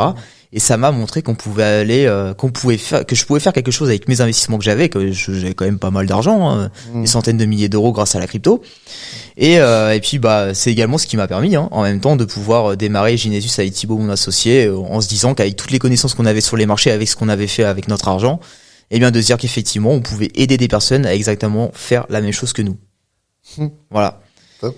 Et voilà comment tout ça. C'est marrant parce que toi, tu t'es formé en IMO pour te diriger vers la crypto. Et moi, je m'étais formé dans la crypto pour ensuite me diriger dans l'IMO. C'est incroyable. Ah non, mais c'est fou. En fait, des fois, tu peux dire dans ta tête, je vais devoir absolument faire ça parce que ça va me permettre de faire ça. Mais en fait, tu sais pas. C'est fais quelque chose qui se présente à toi et tu sais forcément que ça va te permettre d'aller plus loin. Ensuite, le truc, il va se faire tout seul. Bah oui. Le principal, c'est de faire. C'est de passer le à chemin, l'action. tu le connais pas. Le principal, c'est vraiment passage à l'action. Voilà. Oui, c'est bien de faire des formations. Au bout d'un moment, il faut se lancer. C'est bon. Ça. Tu peux faire 10 000 formations. Au bout d'un moment, si tu te lances pas, ça sert à rien. Enfin, c'est pareil. Ouais, si t'es là pour consommer de la formation, c'est comme consommer du Netflix. Ça sert à rien. Au bout d'un moment, faut y aller, quoi. Faut y aller. Faut. Parce que t'as la théorie, ensuite t'as l'apprentissage. Donc les formations c'est de la théorie, et ensuite c'est de la très bonne théorie qui permet de mettre un très bon apprentissage en place. Et ensuite l'apprentissage c'est toi qui le crée de ta manière, de ta personnalité, de ce que tu vas avoir comme investissement, enfin de ce qui va se passer, à quel moment tu vas arriver, etc. Et moi je dis toujours aux personnes qui veulent se lancer dans l'immobilier de déjà juste faire des visites. Tu fais des visites, tu fais des recherches, tu fais des visites, et rien que ça, déjà sur le terrain tu tu vas comprendre plein de choses. Déjà, rien que ça, en parlant aux agents immobiliers, en parlant aux vendeurs, bah en fait, tu vas déjà un peu connaître les zones. Tu vas connaître, tu vas savoir ce qu'il faut, les points d'attention, sur lesquels il faut être vigilant sur un bien immobilier. Et rien que ça, c'est un truc tout simple, mais rien que ça, tu fais au moins 10 visites par mois déjà. Bah en fait, tu vas déjà beaucoup apprendre. Rien que ça. Ouais, ça prend les bases quoi en fait. Ouais, ça tu vas commencer à comprendre, tu vas dire ah oui, alors voilà, il faut faire attention au prix, faut regarder faut regarder l'état du bien, voir les huisseries, donc les fenêtres, l'état du sol. Bah tiens, ah oui, l'autre jour j'ai visité un appart, il était à tel prix, au tel mètre carré. Tiens, lui, ah bah je comprends que lui, bah il est moins cher que l'autre, mais pourquoi? Ah, c'est peut-être parce que il est placé dans tel immeuble, ou peut-être parce qu'il est dans ce quartier-là. Et après, tu vas commencer à comprendre, tu vas dire, et un jour, tu vas visiter un appart, tu vas dire, attends, c'est bizarre, lui, il est bien placé, il est moins cher que les autres. Bon, il y a des travaux, mais je les ai quantifiés. Ça a l'air d'être une bonne affaire. Ah bah, autant y aller. Et c'est comme ça, en fait, qu'on se fait une bonne affaire. Exact. C'est en visitant, en parlant aux agents immobiliers. Et des fois, en fait, les agents immobiliers, ils vont te proposer des offres, des offres au market, de ce qu'on appelle, qui sont pas diffusées en ligne, et vous dire, oh, bah tiens, on va rentrer à un appartement, là, incessamment sous peu, vous voulez le visiter? Bon, ok, vous visitez. Et puis, ça se trouve, c'est une bonne affaire. Et au final, vous êtes le premier dessus. Et c'est parce que tu vas. Tu fais cette action d'y aller. C'est pour ça il faut, au bout d'un moment, faut y aller, quoi. Bien sûr. Donc, c'est pour ça, le passage à l'action, il est hyper important. C'est comme nous, dans les marchés financiers, effectivement, les gens, quand ils commencent, généralement, ils vont voir un petit peu des vidéos sur YouTube pour découvrir le domaine. Mais c'est très bien pour se familiariser, tu vois, effectivement, avec toutes ces choses-là. Et moi, j'ai rien contre ça. Mais ensuite, effectivement, il faut que tu fasses un premier pas, enfin plutôt un second pas pour le coup là, qui va te permettre effectivement de bien investir. Et nous, pour le coup, ça va passer effectivement par tout ce qui va être formation. C'est vrai que parce que l'action que tu vas faire dans les marchés financiers, c'est vrai que ça peut pas être comme dans l'immobilier où tu vas visiter toutes ces choses-là, des trucs comme ça. C'est en fait si tu fais une action et que t'as pas forcément ce qu'il faut derrière en termes de connaissances derrière, bah là tu perds de l'argent en fait. Après, dans les actifs financiers, je pense que tu peux te former sur le terrain en étant sur des comptes démo, par exemple, faire tu peux faire la démo, ouais, ou du paper trading, comme on appelle ça dans les gens qui font du trading. Tu peux faire la même chose pour de l'investissement, où tu fais du paper investissement. Ouais, ça. Puis je pense qu'une personne qui a déjà connu un cycle de bull run et un deuxième cycle, bah là, il commence à comprendre le principe, tu vois. Ouais, ça dépend. Même si c'est trompé. Justement, tu vois, j'ai une anecdote à te dire sur ça, c'est que j'ai commencé avec un premier bull run, donc toi aussi d'ailleurs en 2017. Ouais. Et puis j'ai vécu également celui de 2021. Pour le coup, là j'ai eu les connaissances que j'avais fourni un travail derrière pour les avoir. Effectivement, j'étais apte à gagner réellement de l'argent dessus. Et par contre, j'ai des personnes également qui avaient investi en même temps que moi en 2017 et qui pendant ce temps-là n'avaient pas spécialement accumulé les connaissances. Ils savaient comment ça s'était passé. Oui. Mais en fait, en 2021, ils ont exactement refait la même chose. Ah oui, c'est vrai. Certes, ils avaient appris, certes, ils avaient vu les erreurs, mais ils ont pas forcément appris parce qu'ils ont pas forcément fait ce qu'il fallait derrière pour réellement les corriger. Non, mais t'as raison. Par exemple, moi, je sais que je m'étais pas énormément formé dans la crypto et j'ai revendu des positions, mais pas autant que j'aurais pu le faire. Ouais. En fait, et du coup, c'est vrai que je me suis dit, mais ouais, j'aurais dû plus vendre en fait au moment où c'était au top, quoi. Ah oui, bon après, pourtant c'était mon deuxième bull run, tu vois. Et mais ça, j'en ai vu plein, et même des personnes que j'ai eu en rendez-vous qui voulaient potentiellement se faire aider. Et effectivement, ils m'avaient dit, moi j'ai investi depuis 2017 ou 2018 et aujourd'hui, j'ai rien fait. Ou alors il y en a qui avaient fait genre plus 20%, tu vois. Bah oui. Alors qu'un marché quand même qui est assez volatile comme ça, 20% c'est rien, quoi. Bah oui. Oui. Donc ouais. En fait, c'est bien d'avoir vécu les choses derrière, mais ensuite il faut se dire, ok, j'ai fait des erreurs et je vais faire l'action. Enfin, je vais mettre en place des choses qui vont me permettre effectivement de corriger cette erreur. Voilà. Mais de faire le choix de se dire, qu'en fait, oui, effectivement, tu dois absolument corriger cette erreur, soit parce que tu l'as vécu que c'est bon, la prochaine fois tu vas pas la faire. Non, parce que si tu sais pas comment l'éviter. C'est bien de la connaître l'erreur, mais si tu sais pas comment l'éviter, ça va pas trop changer, quoi. Ça va recommencer. En fait, c'est marrant parce que moi, j'ai une bonne vision des actifs financiers. T'as les cryptos, où en fait, on peut faire des x10. Ouais. Et là, c'est plus risqué, mais tu peux faire des grosses plus-values. Oui.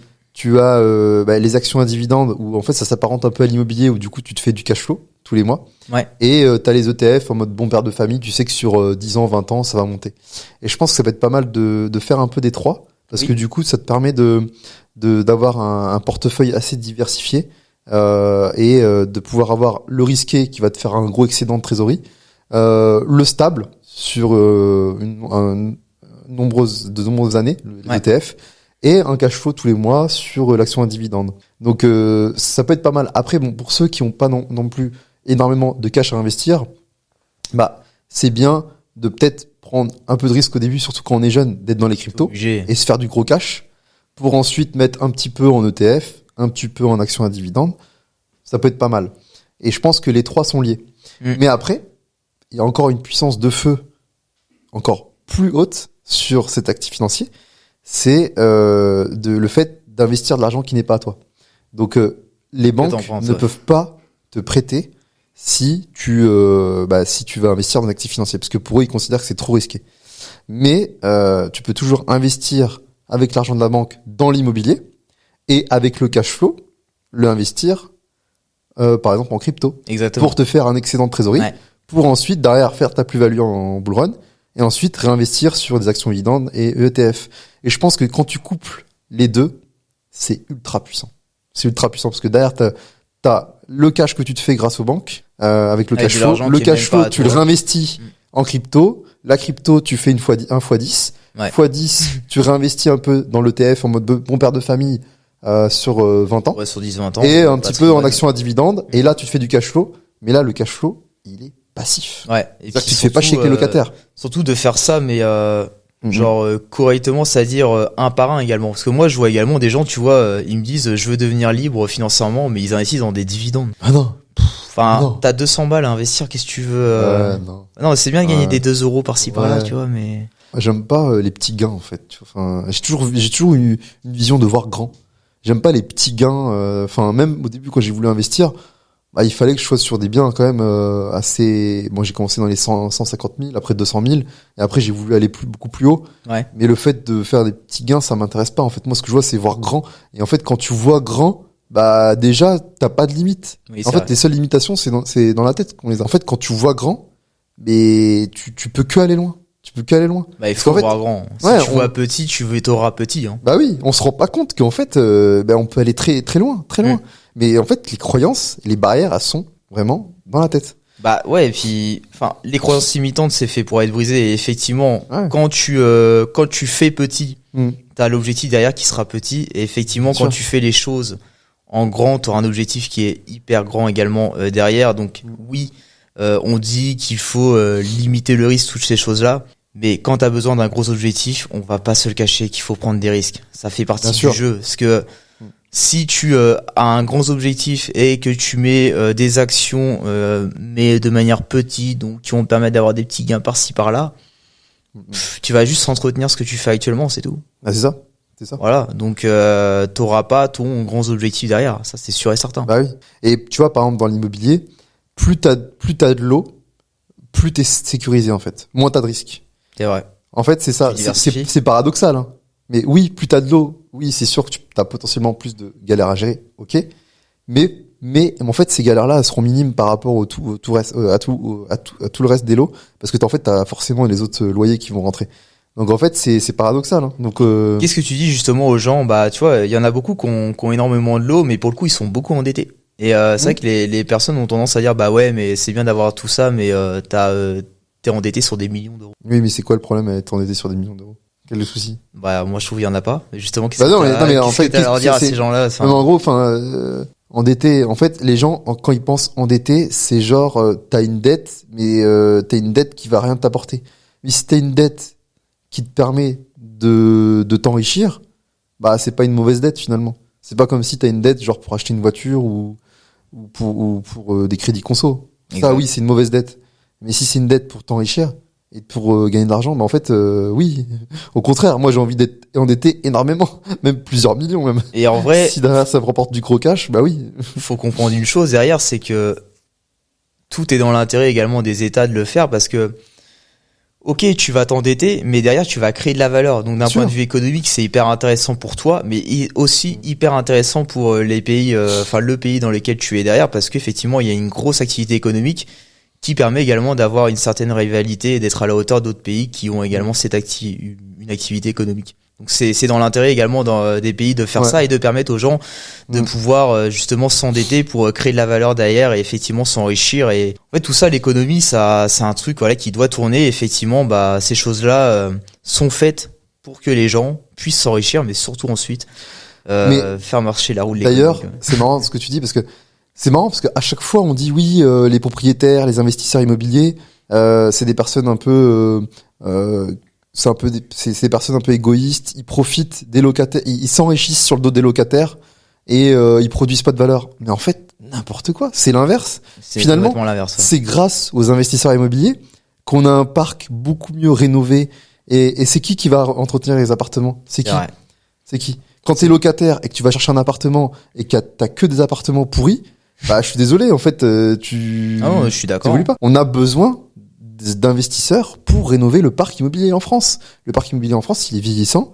En fait, si t'as pas d'investisseurs, en fait, ton parc, il reste vieillissant. Ouais, puis ça veut dire qu'en gros, c'est le public qui va devoir payer, et puis pour le coup, t'en manques les impôts, les gens, ils sont pas encore contents, quoi. Voilà. Donc, au bout d'un moment, si tu freines trop les investisseurs, au bout d'un moment, tu freines l'accès à de logements confortables. Oui. Et c'est pour ça que pour moi, pour avoir un parc immobilier sain et qui apporte une valeur très confortable aux locataires, en fait, il faut des investisseurs qui fassent bien les choses, qui entretiennent les appartements. Et donc, il faut être favorable à justement donc l'investissement, donc emprunter pour investir, rénover les appartements et oui, puis en fait c'est quelque chose de bien, quoi. C'est-à-dire que quelqu'un achète un bien, en fait, il y a un propriétaire effectivement qui va acheter un bien pour que d'autres personnes puissent se loger. En vrai, moi je vois pas du tout où il est le problème et je comprends pas du tout ces gens qui disent oui mais c'est pas bien. Ça se trouve c'est ce qui te permet aujourd'hui de te loger, quoi, d'avoir un toit, de pouvoir aller vivre dans un confort qui est déjà là. Et les gens ils sont pas contents. Tu préférais dormir dans une tente dehors dans des cartons? En fait, toi quand t'es investisseur immobilier, toi ta plus-value c'est vraiment d'apporter un bon logement aux locataires. C'est ta plus-value, c'est ça, c'est vraiment t'apportes un logement de qualité où tu te sens bien. Enfin moi je sais que à chaque fois mes appartements j'aime quand la personne se sent bien dedans. C'est normal si t'apportes un certain confort en termes de rénovation, en termes de qualité, c'est pas pour toi, c'est pas toi qui vas vivre. Si tu penses aux gens qui vont être dedans et bien sûr, ce qu'ils vont vouloir, qu'en fait, ce qui est logique, hein. Comme nous on aimerait je pense tous avoir un superbe logement. Normal. C'est ça qui est fou avec l'immobilier, c'est qu'en fait toi t'es l'intermédiaire entre la banque et le locataire. Donc la banque, en fait, t'empruntes de l'argent qui n'est pas à toi, et en fait, tu te le fais rembourser par le locataire. Et toi, derrière, tu te fais un excédent de trésorerie qui est le cash flow, et c'est comme ça qu'on se crée d'enrichissement. Et nous, derrière, la plus-value qu'on apporte aux locataires, c'est d'avoir un bon logement, et qui puisse justement vivre dans de bonnes conditions. Ouais, puis répondre à un besoin qui est quand même vital, hein. Avoir un logement, c'est vital. En France, on est en déficit de logement, hein, clairement. On n'a pas assez de logements. On n'a pas assez. On a un gros déficit de logement. C'est quand même dingue parce qu'avec tout ce qui se construit, ça se développe quand même pas mal, hein. On a un gros déficit. Un gros déficit. Surtout que là, en ce moment, les taux, ils sont élevés, donc les gens, ils peuvent moins investir. Il y a moins de transactions. Et les locations se font rares, hein. C'est très dur de louer, hein. Je sais que là, par exemple, sur Paris, c'est très tendu, mais même partout en France, c'est assez dur de trouver un appartement. Et d'ailleurs, très dur. Les taux sont élevés aujourd'hui, c'est impossible d'emprunter pour avoir si, c'est pour investir dans l'immobilier. Il y a beaucoup de gens qui disent là c'est mort l'immobilier. C'est pas mort. Mais justement, tout le monde dit que c'est mort, mais non, c'est pas mort en fait. Et il faut savoir que il y a 10 ans, les taux ils étaient à 5, 6, 7%. Donc oui, tu empruntes moins. Oui, ton crédit te coûte plus cher. OK, ça on est d'accord. Mais en fait, ce qu'il faut voir derrière, c'est quoi derrière? C'est que là les prix, donc ils corrigent à la baisse. Donc c'est le moment justement d'être à contre-courant de la masse et d'aller flairer les bonnes affaires.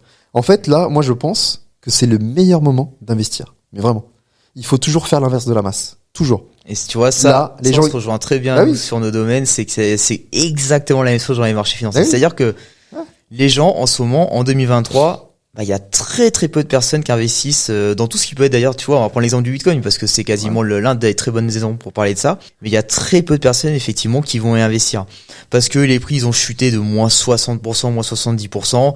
Effectivement, il y a une peur qui s'est créée et bah les gens ils disent en fait ça va limite s'écrouler quoi, et donc c'est pas le moment d'investir. Par contre, quand ça monte, eh bien, les gens veulent investir parce que justement, ça se développe, on en parle beaucoup, les prix ils montent, donc c'est le meilleur moment. Mais pas du tout. Et ça, c'est vrai que les marchés, comme l'immobilier en termes de prix, ça marche vraiment à la contre-pensée de l'humain. C'est-à-dire que il faut pas fonctionner comme ça. C'est pas parce que ça monte qu'effectivement c'est un très très bon investissement. Ça veut surtout dire, je pense, que le risque il est beaucoup plus élevé pour le coup. Ah oui. Et moi, je pense qu'il y a toujours une infime partie des personnes qui gagnent le plus, et c'est toujours des personnes qui pensent en dehors de qui pensent à l'encontre, qui sont à contre-courant de ce que la plupart des gens pensent. Et c'est comme ça partout, que ce soit dans les cryptos, dans l'immobilier. Et moi, je le vois très bien. Là, dans l'immobilier, les gens, ils sont freinés. Alors qu'en fait, c'est le meilleur moment parce que tu vas pouvoir négocier à la baisse. Et en fait, le fait que tu vas racheter moins cher le bien, ça va compenser, en fait, le coût du crédit. Et en plus de ça, les taux pourront être renégociés par la suite si les taux baissent. Donc, en fait, c'est gagnant parce que tu vas acheter un bien moins cher. Et ensuite, ton taux, tu vas le renégocier par la suite. Donc, ta mensualité, elle va rebaisser. Donc, tu vas te faire encore plus de cash flow. En plus, il y a l'inflation. Donc, les loyers, ils augmentent. Donc, en fait, à long terme, mais ton investissement, il est parfait. Il est parfait. Donc, pour moi, c'est le meilleur moment d'investir dans l'immobilier. Et c'est clair que cette idée, elle est impopulaire. Mais, moi, je le dis, c'est le meilleur moment. C'est le meilleur moment parce que les gens sont refroidis. Et là, il y a des opportunités qui s'ouvrent à la négociation du fait qu'il y a moins d'acquéreurs. Et ça, faut le prendre en compte. Ouais, je pense que c'est aussi un problème de vision long terme, très clairement. C'est que les gens, tu vois là, par exemple, sur cet exemple-là, dans ce que tu dis, c'est que les gens arrivent pas à se projeter sur du long terme. Encore une fois. Bien sûr. Mais ça, c'est l'être humain. On est tous comme ça. Enfin, on voit notre situation de maintenant, mais on voit pas on voit pas le futur, Enfin, on n'arrive pas. Enfin, après, on peut pas le deviner le futur, mais on peut justement se projeter sur le futur pour avoir, plus de choses, enfin avoir ce qu'on veut réellement. Et c'est comme ça qu'on doit fonctionner en vrai. C'est le processus. Ouais, c'est ça. Enfin, tu peux pas faire autrement que le processus. Voilà, t'es obligé. Il faut voir les opportunités comme ça et voilà. Et c'est vrai que c'est un bon parallèle avec les crypto-monnaies. Là, plus personne en parle. Bah, c'est le moment d'investir. Exact. C'est pas quand y a BFM qui parle des crypto-monnaies ou ta coiffeuse qui parle des cryptos qu'il va falloir commencer à acheter. Là, au contraire, c'est l'inverse. Là, faut vendre. Ah non, mais surtout, et puis ou même quand Elon Musk disait qu'effectivement fallait acheter ou faire je sais pas quoi. Pour le coup, il y en a énormément qui ont perdu de l'argent sur ça en 2021. Bah oui. Et le pire, c'est qu'il y en a qui continuent encore à le suivre. non, mais lui, il manipule les masses pour. Bah après, je sais pas si c'est tout dans son intérêt, mais en tout cas, ça a l'air de plutôt bien fonctionner, quoi. Je pense aussi, ouais. Mais c'est pour ça, d'ailleurs, de notre côté, nous, on dit beaucoup, c'est parce que les gens regardent beaucoup, tu vois, les news sur les marchés financiers, ce qui peut se passer. Mais moi, c'est ce que je dis aux gens, c'est ça sert à rien de regarder les news. Parce que tu me dis que une bonne news ou une mauvaise news interviennent sur le marché, tu le sais après. Bien sûr. Tu le sais sur le moment et malheureusement c'est déjà trop tard en fait. C'est déjà trop tard. Ce qu'il faut dire c'est que y a des insiders qui investissent super bien, qui le savent généralement à l'avance. Et puis pareil, même s'il y a une news qui tombe, qu'elle soit bonne ou mauvaise, il y a des algorithmes derrière qui réagissent de manière instantanée bien avant donc l'humain et qui prennent des décisions et qui fait à ce que le marché il augmente ou il baisse. Donc en soi, toi t'es toujours perdant quoi au final. Ça sert à rien de regarder par là. Tout ce qui est proposé à la masse, généralement c'est jamais bon. Bah oui. En général, c'est à fuir. À fuir. Exactement. Ça, c'est un bon indicateur. La coiffeuse qui te parle de Bitcoin. Ouais, non, c'est mort. Pour moi, c'est un signal de vente. Ouais, mais en vrai, je passe le TP direct. On en revient toujours à la même chose, mais c'est vrai. Après, c'est des choses, je pense, sur le moment qui sont pas faciles à comprendre. Parce qu'effectivement, t'es dans ce sentiment de hype, de marché, de ces choses-là. Et, aujourd'hui, faut se dire également un truc. Les marchés financiers, ils sont coordonnés par rapport à une chose. Les mouvements baissiers, les mouvements haussiers, que ce soit des mouvements de stabilisation, ils sont coordonnés par rapport à une chose, c'est-à-dire le sentiment humain derrière. Donc, il n'y a pas d'arnaque ou quoi que ce soit sur les marchés financiers parce que ce sont les investisseurs eux-mêmes qui créent les effets de hausse et de baisse et de stabilisation. C'est simple à le savoir, c'est que qui c'est qui investit sur les marchés financiers ou dans l'immobilier, c'est les gens en fait. Bah oui, c'est ça. Donc forcément, c'est eux qui créent ces différents mouvements. Et ce qu'il faut, c'est bien détecter ces effets de masse, de psychologie derrière. Et rien que ça peut te permettre effectivement de faire de très très bons choix dans tes investissements. Et ensuite d'en profiter pleinement, quoi. Ah bah c'est clair, ouais, non, c'est super super important et voilà, faut comprendre la logique tout simplement. Ouais, comprendre la logique, donc ça revient toujours à la même chose de se former, hein, très clairement. Bah c'est ça, il faut au moins d'avoir les bases, enfin même d'avoir plus, hein, de toute manière, si tu cherches à être autonome. Ouais. Mais tu dois passer par là, c'est obligatoire, sinon malheureusement t'avanceras jamais dans ta vie. Ouais. C'est comme dans tout. Est-ce qu'il t'est arrivé une histoire de dingue à nous partager, voilà, un truc vraiment, je sais pas, dans les cryptos ou autre, dans l'entrepreneuriat, un truc qui t'a vraiment marqué et sur lequel tu peux te dire ah oui j'ai appris une leçon là-dessus, ou tu vois, enfin un truc vraiment un truc dingue, tu vois. Un truc dingue, je sais pas vraiment, mais moi ça a passé par un truc qui a beaucoup changé chez moi, c'est-à-dire moi je suis une personne qui avant croyait un petit peu tout savoir, toutes ces choses-là, qui avait beaucoup de confiance en moi, j'avais pas besoin des autres. En fait, ça m'a amené très clairement à un échec. Voilà, tu te rends compte qu'en fait, même avec tout ça, ta vie elle est nulle et c'est parce que ta vie c'est pas celle que tu veux. Et en fait, un jour, j'ai fait le choix effectivement de m'aider de personnes qui avaient des résultats qui étaient au-dessus de moi. C'est quelque chose qui était très compliqué au début pour moi parce que tu vois, j'avais cet ego et cette notion de non, je dois pas apprendre des autres gens parce que je suis quelqu'un de fort, etc. Et en vrai, ça m'a énormément aidé et aujourd'hui, je me fais accompagner dans plein de choses. Et c'est vrai que j'hésite même pas d'ailleurs à me faire accompagner parce que je me dis que ça va me permettre forcément de passer à côté de certains échecs, ça va me permettre d'aller beaucoup plus vite parce que le temps, c'est de l'argent et le temps, c'est très important, il faut pas le gaspiller. Et c'est surtout que ça va me permettre de débloquer ma situation et d'aller vers mon objectif beaucoup plus rapidement et surtout d'y aller, hein. C'est pas même beaucoup plus rapidement, c'est d'y aller. Et ça a vraiment été un très très gros déclic de mon côté. C'est quelque chose que je comprenais pas avant et pour le coup maintenant je fais totalement l'inverse. Ouais. Voilà. Ouais, c'est vrai que pour moi l'ego tue beaucoup de rêves. Mais vraiment, énormément. Il tue beaucoup de rêves parce que tu peux te dire que voilà, j'ai pas besoin qu'on m'apprenne quoi que ce soit, je sais déjà tout, je sais comment faire. Bon, c'est pas lui qui va m'apprendre, c'est bon, enfin. Exact. Et en fait, l'ego tue beaucoup de rêves et je pense que c'est important d'avoir l'humilité de se dire que voilà, dans certains domaines, on n'est pas des experts, on n'a pas forcément les connaissances et le fait de se dire OK, bon, à ce niveau-là, j'ai besoin d'être formé, j'ai besoin d'avoir de l'aide et pour moi c'est très important de se faire aider par les bonnes personnes, des personnes qui ont déjà atteint un succès dans ce domaine, et de demander de l'aide, de poser des questions, et c'est pas un souci, c'est pas une honte. C'est pas une honte de demander de l'aide à une personne qui a déjà réussi dans ce domaine. Et l'ego, en fait, faut le mettre loin derrière, parce que l'ego, vraiment, il peut tuer, mais tous objectifs. Et moi, c'est arrivé, tu vois, parce que effectivement, j'ai eu une année, en fait, c'est très exactement en 2020 où j'étais très très mal dans mon travail. J'avais beaucoup de mal avec la direction parce que tu vois, j'avais ce mindset de l'entrepreneur et pas du salarié pour le coup, donc j'ai eu quelques problèmes à la limite de la mise à pied d'ailleurs. Ah oui. Ouais, toi, t'as fait quoi j'étais pas en accord avec certaines choses, j'avais demandé une augmentation, on me proposait 50 € brut. Ah la blague, et je me suis dit là dans ma vie, je suis alors ça peut pas le faire, mais et toutes ces choses-là et j'étais pas en accord, et moi quand je suis pas en accord avec une chose, j'aime bien le faire comprendre, enfin le montrer également. Ça m'a causé des problèmes pour le coup. Donc quand tu vas pas bien dans un truc où tu passes 8 heures par jour et qu'effectivement les gens au-dessus de toi c'est pas trop tes copains quoi, ou t'as un petit peu de mal avec eux, et puis après à côté de ça ça m'a créé, je pense, du stress en plus, forcément ça a un impact sur ta vie à côté, et je me suis blessé dans le sport, etc.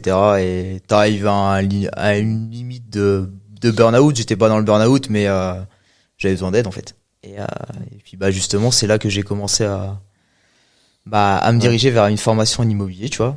Et pour le coup, ça m'a grandement aidé.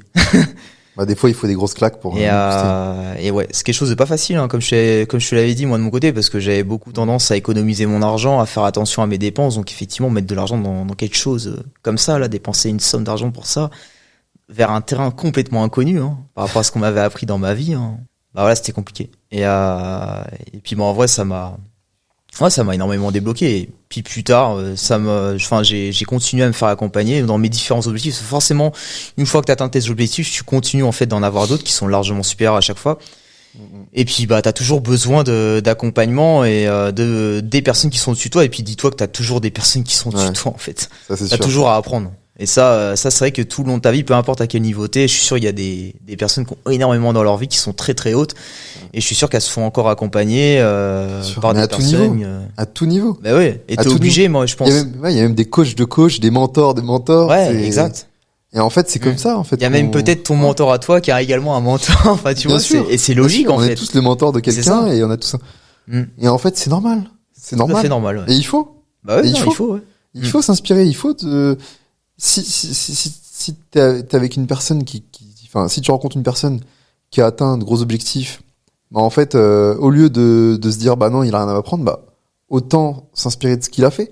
Oui. Et de mettre tes actions en place et de suivre ses conseils, c'est très important. Même d'aller contacter la personne, hein, tu perds rien. En fait, tu perds rien. Hein. Mais c'est vrai.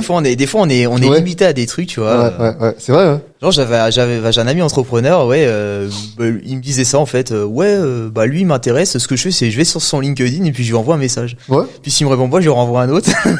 Puis au bout d'un moment, des fois, des fois il lui répond pas du tout, donc il arrête. Et sinon, pour le coup, au bout d'un moment, il lui répond. Et des fois même, il a réussi à avoir un dîner avec eux, enfin manger avec eux. Tu vois. Pour le coup, c'est ultra bénéf. Ouais, après, faut arriver à donner envie à la personne.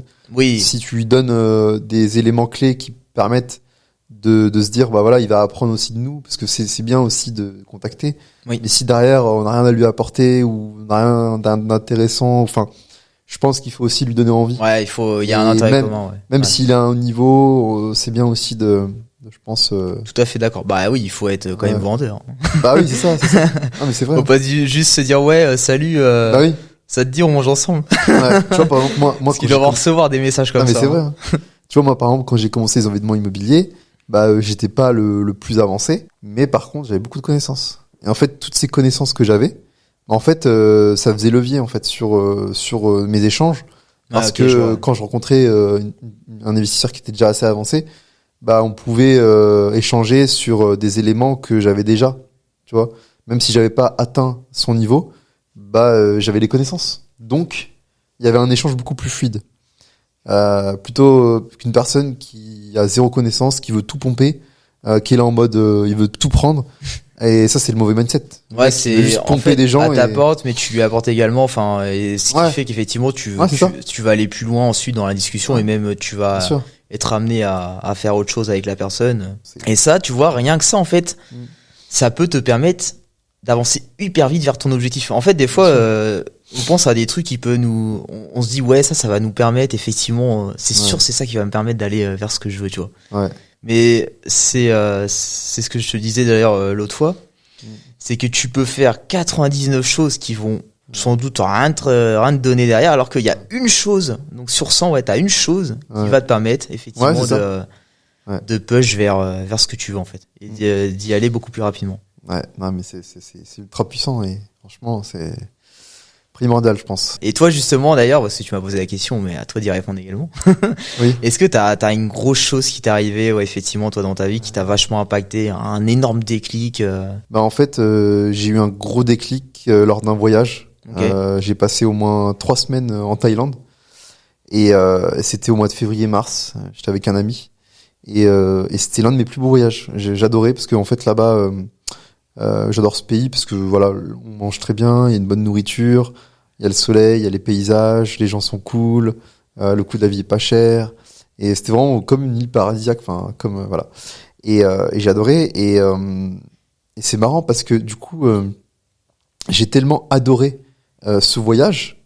En fait, je commençais à m'acclimater à la vie là-bas et à prendre mes marques, etc. Et j'ai été trop bien, vraiment trop bien. Et en plus là-bas, en fait, tu vis un peu comme un riche parce que du coup, vu que le coût de la vie il est un peu faible, en fait, c'est comme si que tu testais la vie de riche. Moi, je me baladais tout le temps en taxi. Okay. On vient, on t'ouvre la porte, voilà. Tu réserves sur l'application Grab, là, hop, il t'ouvre la porte, tu rentres. On te fait des massages pour pas cher, quasiment tous les jours. T'as des hôtels de luxe à, je sais pas, 50 balles. La nuit? Ouais, la nuit, ou 100 balles la nuit, des fois. Enfin, ça dépendait des placements. Et là, je me suis dit, ah ouais, en fait, c'est fou. En France, je vis normalement. Enfin, voilà, j'ai pas une vie de fou non plus. Et là, en fait, j'ai une vie de dingue. Je mange bien, etc. Et là, j'ai réalisé le fait que il y a une autre vie, en fait, qu'on peut avoir, une vie confortable. Et pourquoi s'infliger des jours dans le salariat avec des personnes que t'apprécies pas forcément, alors qu'en fait la vie, en fait, elle est faite d'être vécue à 100%. Et en fait, moi je dis toujours, en fait, tu te rappelleras toujours d'un jour où t'as passé de bons moments avec tes amis ou alors un beau voyage, mais tu te rappelleras jamais d'un jour de travail, en fait. Tu vois, c'est vrai. Tu te rappelles parce que les jours se ressemblent. Ouais. Et en fait, ces jours-là qui passent, en fait, pour moi, c'est comme si c'est des jours de vie en moins. Ouais, gâché, ouais. Et en fait, c'est des jours, tu te rappelleras pas, en fait. Tu te rappelleras pas de ces jours-là. Et c'est à ce moment-là, donc du coup, je suis rentré en France.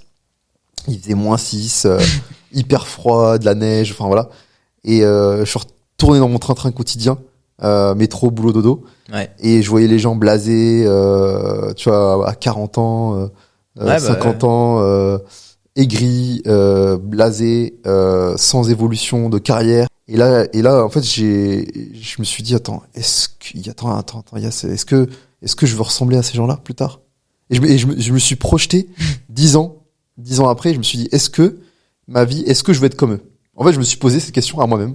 Des fois, c'est bien de se poser ces questions-là à soi-même. Parce que du coup, tu te fais de l'introspection. Tu te fais de l'auto-introspection.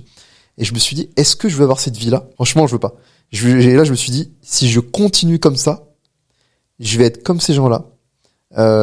Négatif, aigri, blasé, en manque de sens. Ouais. Parce que c'est un manque de sens, finalement. Tu vas au travail juste pour avoir de l'argent. Bah, en fait, c'est un manque de sens. Même si t'aimes oui, tu peux aimer ton métier, c'est bien. Mais, moi, c'est pas non plus, enfin, c'était pas le truc rêvé. Et j'étais pas non plus épanoui. Et je sais qu'il y a beaucoup de gens qui sont dans des travails où ils sont pas épanouis, en fait. Ils y vont juste pour gagner de l'argent. Juste pour gagner de leur vie. De l'argent, ils doivent payer les factures et tout, quoi. Et en fait, je me suis dit, est-ce que je veux cette vie-là? Est-ce que la vie n'a pas d'autre chose à offrir? Ouais. Est-ce que je mérite pas quelque chose de mieux? Est-ce que moi, je peux pas y arriver? Et toi, ça, tu l'as vu en allant autre part, en allant dans un autre pays. Moi, c'est ce voyage m'a créé un gros déclic. Mais vraiment, parce que j'ai vu la transition. Je me suis dit, attends, là-bas, je vis comme un roi, je mange trop bien, je me fais masser tous les jours, les gens sont souriants, ils sont là toujours, voilà, enfin, c'est le pays du sourire. Ils sont bien, ils sont positifs, ils sont joyeux. Et là, je retourne à Paris, dans mon travail, dans une banque, en tant qu'ingénieur informaticien, devant mon PC, à parler à personne. La routine.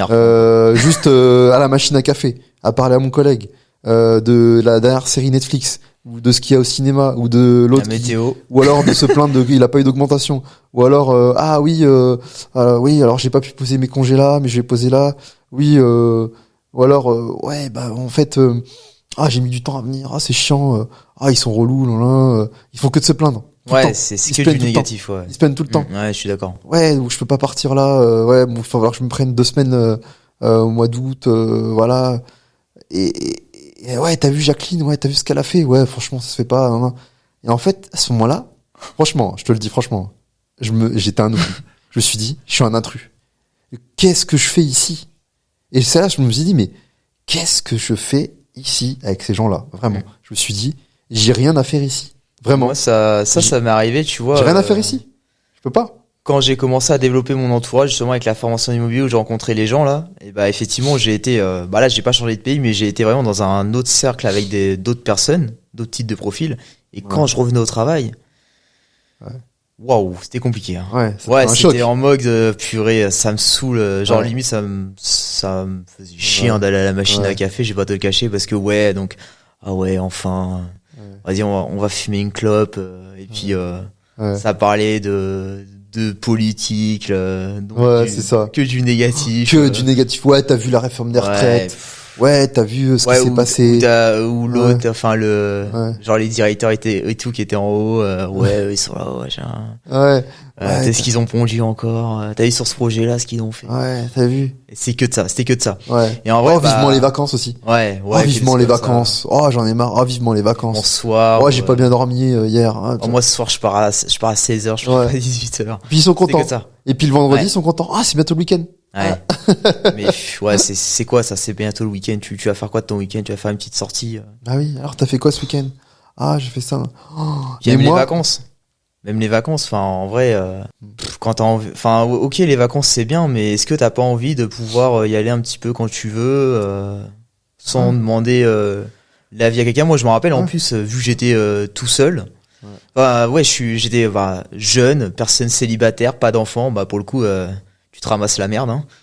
Non, oui, forcément. C'est bon, Florent, les vacances, tu prends ça. Merde, t'as pas trop le choix, en fait. T'es pas en priorité. Okay, voilà. Et, ultra chiant, enfin, même, peu importe, mais en gros, tu peux pas faire ce que tu veux. Enfin, voilà, moi, c'est quelque chose qui me plaisait pas du tout. Puis c'était surtout ce côté négatif, alors qu'effectivement, tu vois, dans l'entourage que je fréquentais, au travers de tout ce qui était, investisseurs qui vivaient de toutes ces choses-là, ou également entrepreneurs, il y avait beaucoup de positifs. Ça parlait pas de négatif, c'était incroyable même. C'était beaucoup dans la création de valeur, donc forcément la création de valeur, ça t'amène à penser positivement, ça t'amène à penser à des bonnes choses, tu vois. Et ça, c'est également quelque chose qui me permettait un petit peu de me développer moi-même, enfin d'aller de l'avant, et forcément tu te sens mieux, tu crois, t'as beaucoup plus confiance en toi, et t'as beaucoup plus confiance en ce que tu veux faire dans la vie, en ce que tu veux atteindre, et forcément quand tu retournes ensuite dans le côté où c'est que du négatif et pour le coup ça bouge pas, t'as pas envie de rester là en fait. C'est vrai que c'est très intéressant ce que tu dis, parce que en fait j'ai remarqué que les entrepreneurs, on est très positifs, très optimistes, et ça moi en fait j'adore, parce que ça c'est dans ma nature moi d'être positif, optimiste, aller de l'avant.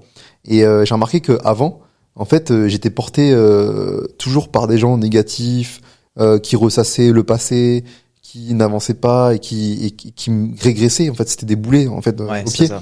Et en fait, moi, depuis que je suis entrepreneur, en fait, je vois la différence de mon entourage d'entrepreneurs. En fait, je vois les choses comme j'aurais dû toujours le voir, de façon positive, de façon optimiste. Et ça, c'est vrai que ça m'a toujours marqué. En fait, même si t'apprécies, enfin, c'est pas que t'apprécies pas, mais t'as pas non plus un bon feeling avec telle ou telle personne, en fait, on sera jamais mauvais en fait entre nous. Ouais, c'est-à-dire qu'on sera toujours positif. Il est toujours là, se tirer vers le haut. On va trouver des solutions, tu vois. Ouais, on va toujours trouver des solutions. Ouais. On va être optimiste. On va travailler de l'avant. Et même si on peut être sur un même marché et qu'on est concurrent, en fait, on va même s'entraider, même, tu vois. Moi, ça m'est déjà arrivé. Enfin, tu sais, il y a des personnes qui interviennent également comme moi sur le marché. Effectivement, je les ai déjà rencontrés. Une fois, la surfing Bitcoin. Ouais. Et je dis moi, écoute, tu fais ça, ok. Et si tu veux d'ailleurs, essaye de faire ça. Mais on va pas attirer les mêmes personnes. Hein. Ce qu'il faut dire également, on attire également les personnes de par sa personnalité, de par toutes ces choses-là. Donc en soi, c'est pas vraiment très grave. Chacun a ses différentes personnes qu'elle peut accompagner, etc. Donc il en faut pour tout le monde, hein, comme je dis à chaque fois. Et il y avait pas de mon concurrent, vas-y, enfin tu vois, hyper négatif ou je sais pas quoi, pas du tout même. Bah oui, et c'est marrant parce que pour faire la comparaison, c'est que moi, tu vois, je suis beaucoup dans le partage. Et en fait, en tant qu'entrepreneur et investisseur, on est beaucoup dans le partage. On se partage des conseils, des tips. Et en fait, c'est marrant parce que quand j'en parlais avec d'autres personnes qui étaient pas du tout dans l'entrepreneuriat, qui étaient salariés, mais en fait, à chaque fois, on me disait mais t'as pas peur qu'il te pique ton idée mais t'as pas peur qu'il investisse au même endroit, qu'il te fasse concurrence mais tu te dis pas il va faire comme toi, il va faire non en fait. Mais en fait, il y a plein d'opportunités. Ouais, complètement. En fait, du coup, c'est que je pense que nous, on n'a pas de barrière. Et en fait, on a tellement une vision optimiste qu'on se dit, non, en fait, c'est pas comme ça qu'il faut penser, en fait. Ouais, complètement. Il faut donner, et dans tous les cas, on va recevoir. Même, il faut donner. Ça, tu fais bien de le rappeler, ouais. Bah oui, il faut donner sans attendre, déjà. Et dans tous les cas, avec l'effet halo, ça va revenir vers toi. C'est sûr, même. Tout à fait d'accord. C'est sûr. Donc, non, je vois la différence de mindset. Je le vois. C'est le jour et la nuit. C'est le jour et la nuit, voilà. C'est le jour et la nuit. Ouais, complètement. Et ça que j'aime bien, en fait, sans le savoir, j'ai toujours été entrepreneur. Moi. C'est marrant, j'ai toujours été entrepreneur. Sauf qu'on me l'a jamais dit. Parce que moi, c'est pareil, en fait. J'ai jamais aimé, d'ailleurs, tu vois, les grosses règles qu'on t'impose, ces choses-là. D'ailleurs, c'est pour ça également que j'ai pu me tourner vers la crypto-monnaie, parce que ça a été un système qui est beaucoup moins décentralisé aujourd'hui, mais qu'il était beaucoup plus à l'époque. Et en vrai, c'était hyper intéressant. Tu pouvais faire ce que tu voulais vraiment avec tes cryptos sans qu'il y ait une institution derrière ou quelqu'un derrière qui dit ouais stop là, il y a trop ou je sais pas quoi. Et de par cette chose-là, effectivement, ça m'a montré au fur et à mesure des années que ce qui me convenait le plus, c'était vraiment d'être entrepreneur, de pouvoir définir mes propres règles en fait sur certaines choses et surtout de ne pas être limité, parce que pareil, moi je suis quelqu'un d'extrêmement ambitieux. Moi je suis sûr que qu'on peut faire de très très grandes choses dans la vie. Tout dépend des croyances limitantes qu'on a et d'où est-ce qu'on veut aller, tout simplement. Et c'est vrai que quand t'as des gens derrière toi qui te disent ce que tu dois faire, en fait t'y vas pas et t'es bloqué. Et moi je sais que c'est pas ce qui me convenait. Moi j'ai remarqué que le gros point commun qu'on avait entre tous les entrepreneurs, c'est que on adore être libre. En fait ce qu'on recherche, c'est vraiment la liberté et l'aspect un peu rebelle de se dire on est en dehors de tout ce qu'on peut nous inculquer ou alors nous mettre dans des cases. En fait, nous, on est out of the box et on pense différemment. Et en fait, nous, ce qui nous relie, c'est vraiment la liberté. La liberté de se dire, on travaille quand on veut, où on veut, avec qui on veut. Et cet aspect liberté, elle est vraiment ancrée dans notre ADN d'entrepreneur à succès. Et j'ai remarqué que c'est très lié à ce qu'on est finalement. Oui, ta personnalité, comment tu penses dans ta tête. Après, t'as des personnes qui effectivement pourront, je pense, que rester salariés. Après, c'est pas une honte en soi, il en faut parce que c'est un système qui fonctionne ainsi. Mais on a tous des choses à créer, on a tous un domaine une zone de génie. Après, est-ce que tout le monde forcément est capable de développer une chose derrière avec ça et de créer forcément de la valeur d'un point de vue fiduciaire? Ça, c'est autre chose. Et ça, je pense, ça dépend effectivement de la personnalité. Et je pense d'ailleurs, d'une chose qui est également le vécu. C'est vrai qu'on en a pas parlé, mais est-ce que d'ailleurs pour toi, le vécu, c'est quelque chose qui peut avoir également un impact dans ce que tu vas mettre en place plus tard et dans ta réussite également? Je sais que moi par exemple, je suis né avec un handicap physique. Et donc durant toute mon enfance, j'ai passé pas mal de temps dans les hôpitaux. J'ai eu plus d'une dizaine d'opérations. Et en fait, à ce moment-là, j'étais donc très impacté émotionnellement sur le fait que il fallait à chaque fois se rendre tous les 6 mois à l'hôpital pour faire des bilans ou alors pour faire des opérations. Et c'est marrant parce que à l'époque j'étais avec d'autres enfants de mon âge et en fait moi je réalisais pas la chance que j'avais sur le fait que dans ma malchance j'avais de la chance parce que je pouvais marcher. Et en fait à l'époque j'avais aussi des amis, je me liais d'amitié avec certaines personnes qui étaient dans cet hôpital-là et qui, eux, ne pouvaient pas marcher. Et en fait, moi, à la sortie de cet hôpital-là, je me suis dit, en fait, j'ai une chance énorme déjà de pouvoir marcher.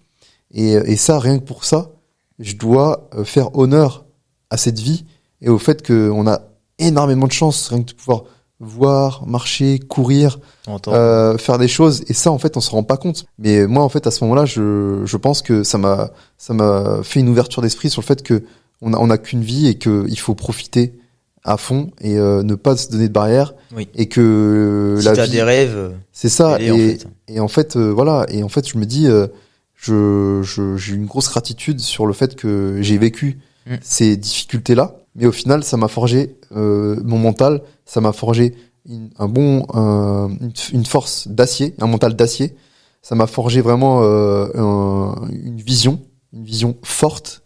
Et je pense que sans ça, c'est vrai que j'aurais peut-être pas eu autant d'ambition, autant cette envie de pouvoir réussir, de pouvoir croquer la vie à 100%, à faire de belles rencontres, à explorer le monde, à découvrir de nouvelles cultures, à voyager.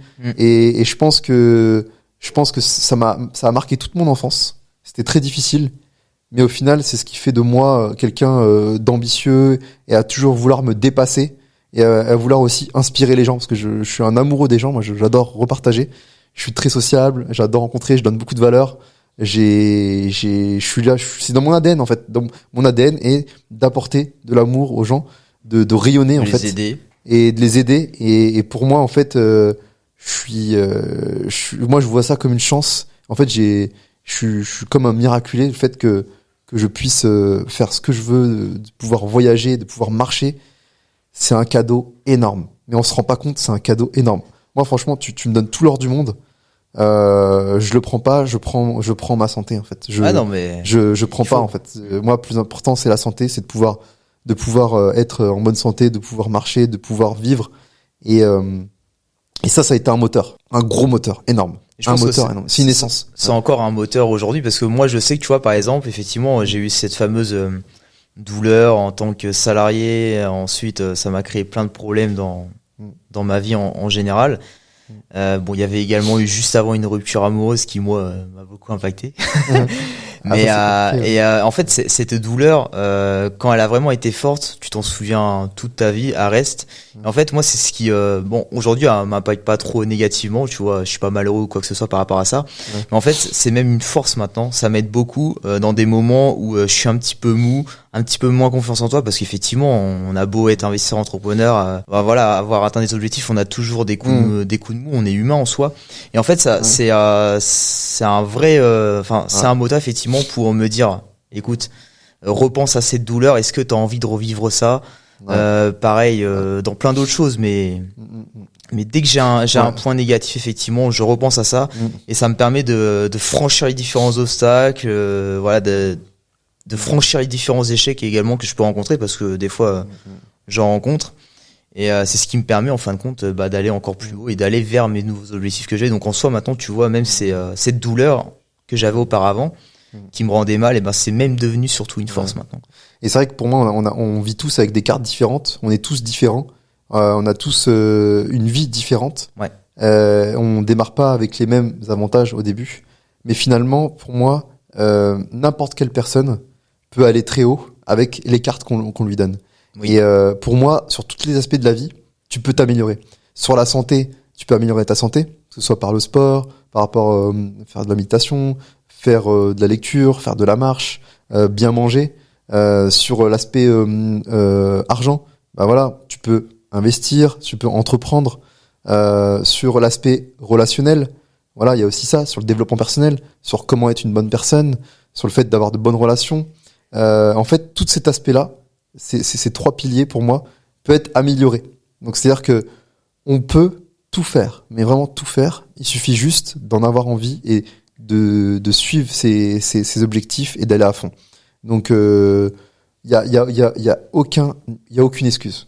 Franchement, il y a aucune excuse. C'est surtout qu'il faut rappeler une chose qui est hyper importante, et ça je le dis à chaque fois aux différentes personnes, c'est que ta vie dépend de tes propres choix. C'est pas à cause des autres que tu y arrives pas, c'est pas à cause du gouvernement ou du président qui y arrive pas. Ce sont tes propres choix. Aujourd'hui, on a de la chance d'être dans un pays où on te donne énormément de possibilités de créer de la valeur et de t'en sortir d'un point de vue personnel. Voilà. T'as pas des barrières qui te disent non, toi tu es dans la classe moyenne, t'as pas le droit d'emprunter. Non, toi tu es dans la classe moyenne, t'as pas le droit de fréquenter tel ou tel endroit. Non, on te met tout à ta disposition. Donc effectivement, de ce principe-là, je suis désolé, mais ta vie dépend de tes propres choix. Et pour moi, dans la vie, il y a deux types de personnes. Il y a un type de personne, c'est le genre de personne qui, pour faire avancer les choses et pour changer le monde, elle va se contenter de voter, de faire des manifestations, de se rebeller et d'attendre que ça se passe, d'attendre un nouveau président et d'attendre que ça se passe pour pouvoir peut-être avoir une meilleure retraite, peut-être avoir une meilleure augmentation, peut-être avoir de meilleures conditions. Et il y a un autre type de personne. Cet autre type de personne, c'est les entrepreneurs, c'est les investisseurs, c'est les personnes qui sont ambitieux et qui ne veulent pas compter sur autrui, que ce soit un État, un patron ou autre. Et ce genre de personne, comment elle vote ? Elle vote pas avec l'urne, elle vote avec son argent. Et pour moi, ce que j'appelle, c'est de la fuck you money. Quand tu votes avec de la fuck you money, en fait, tu votes avec ton argent. Et quand tu votes avec ton argent, t'es beaucoup plus impactant. Parce que un vote, ça va rien t'amener à ta vie. Alors que quand tu votes avec ton argent, quand tu veux donner de l'argent à telle ou telle personne, c'est comme un vote. Quand tu consommes tel ou tel produit, en fait, c'est un vote finalement. Parce que du coup, tu vas utiliser tel produit plutôt qu'un autre. Donc en fait, tu votes avec ton argent, à ta manière. Quand t'es à un autre stade encore beaucoup plus haut, quand t'es par exemple milliardaire ou autre, tu vas monter une société, mais en fait, tu vas changer le monde, tu vas impacter le monde.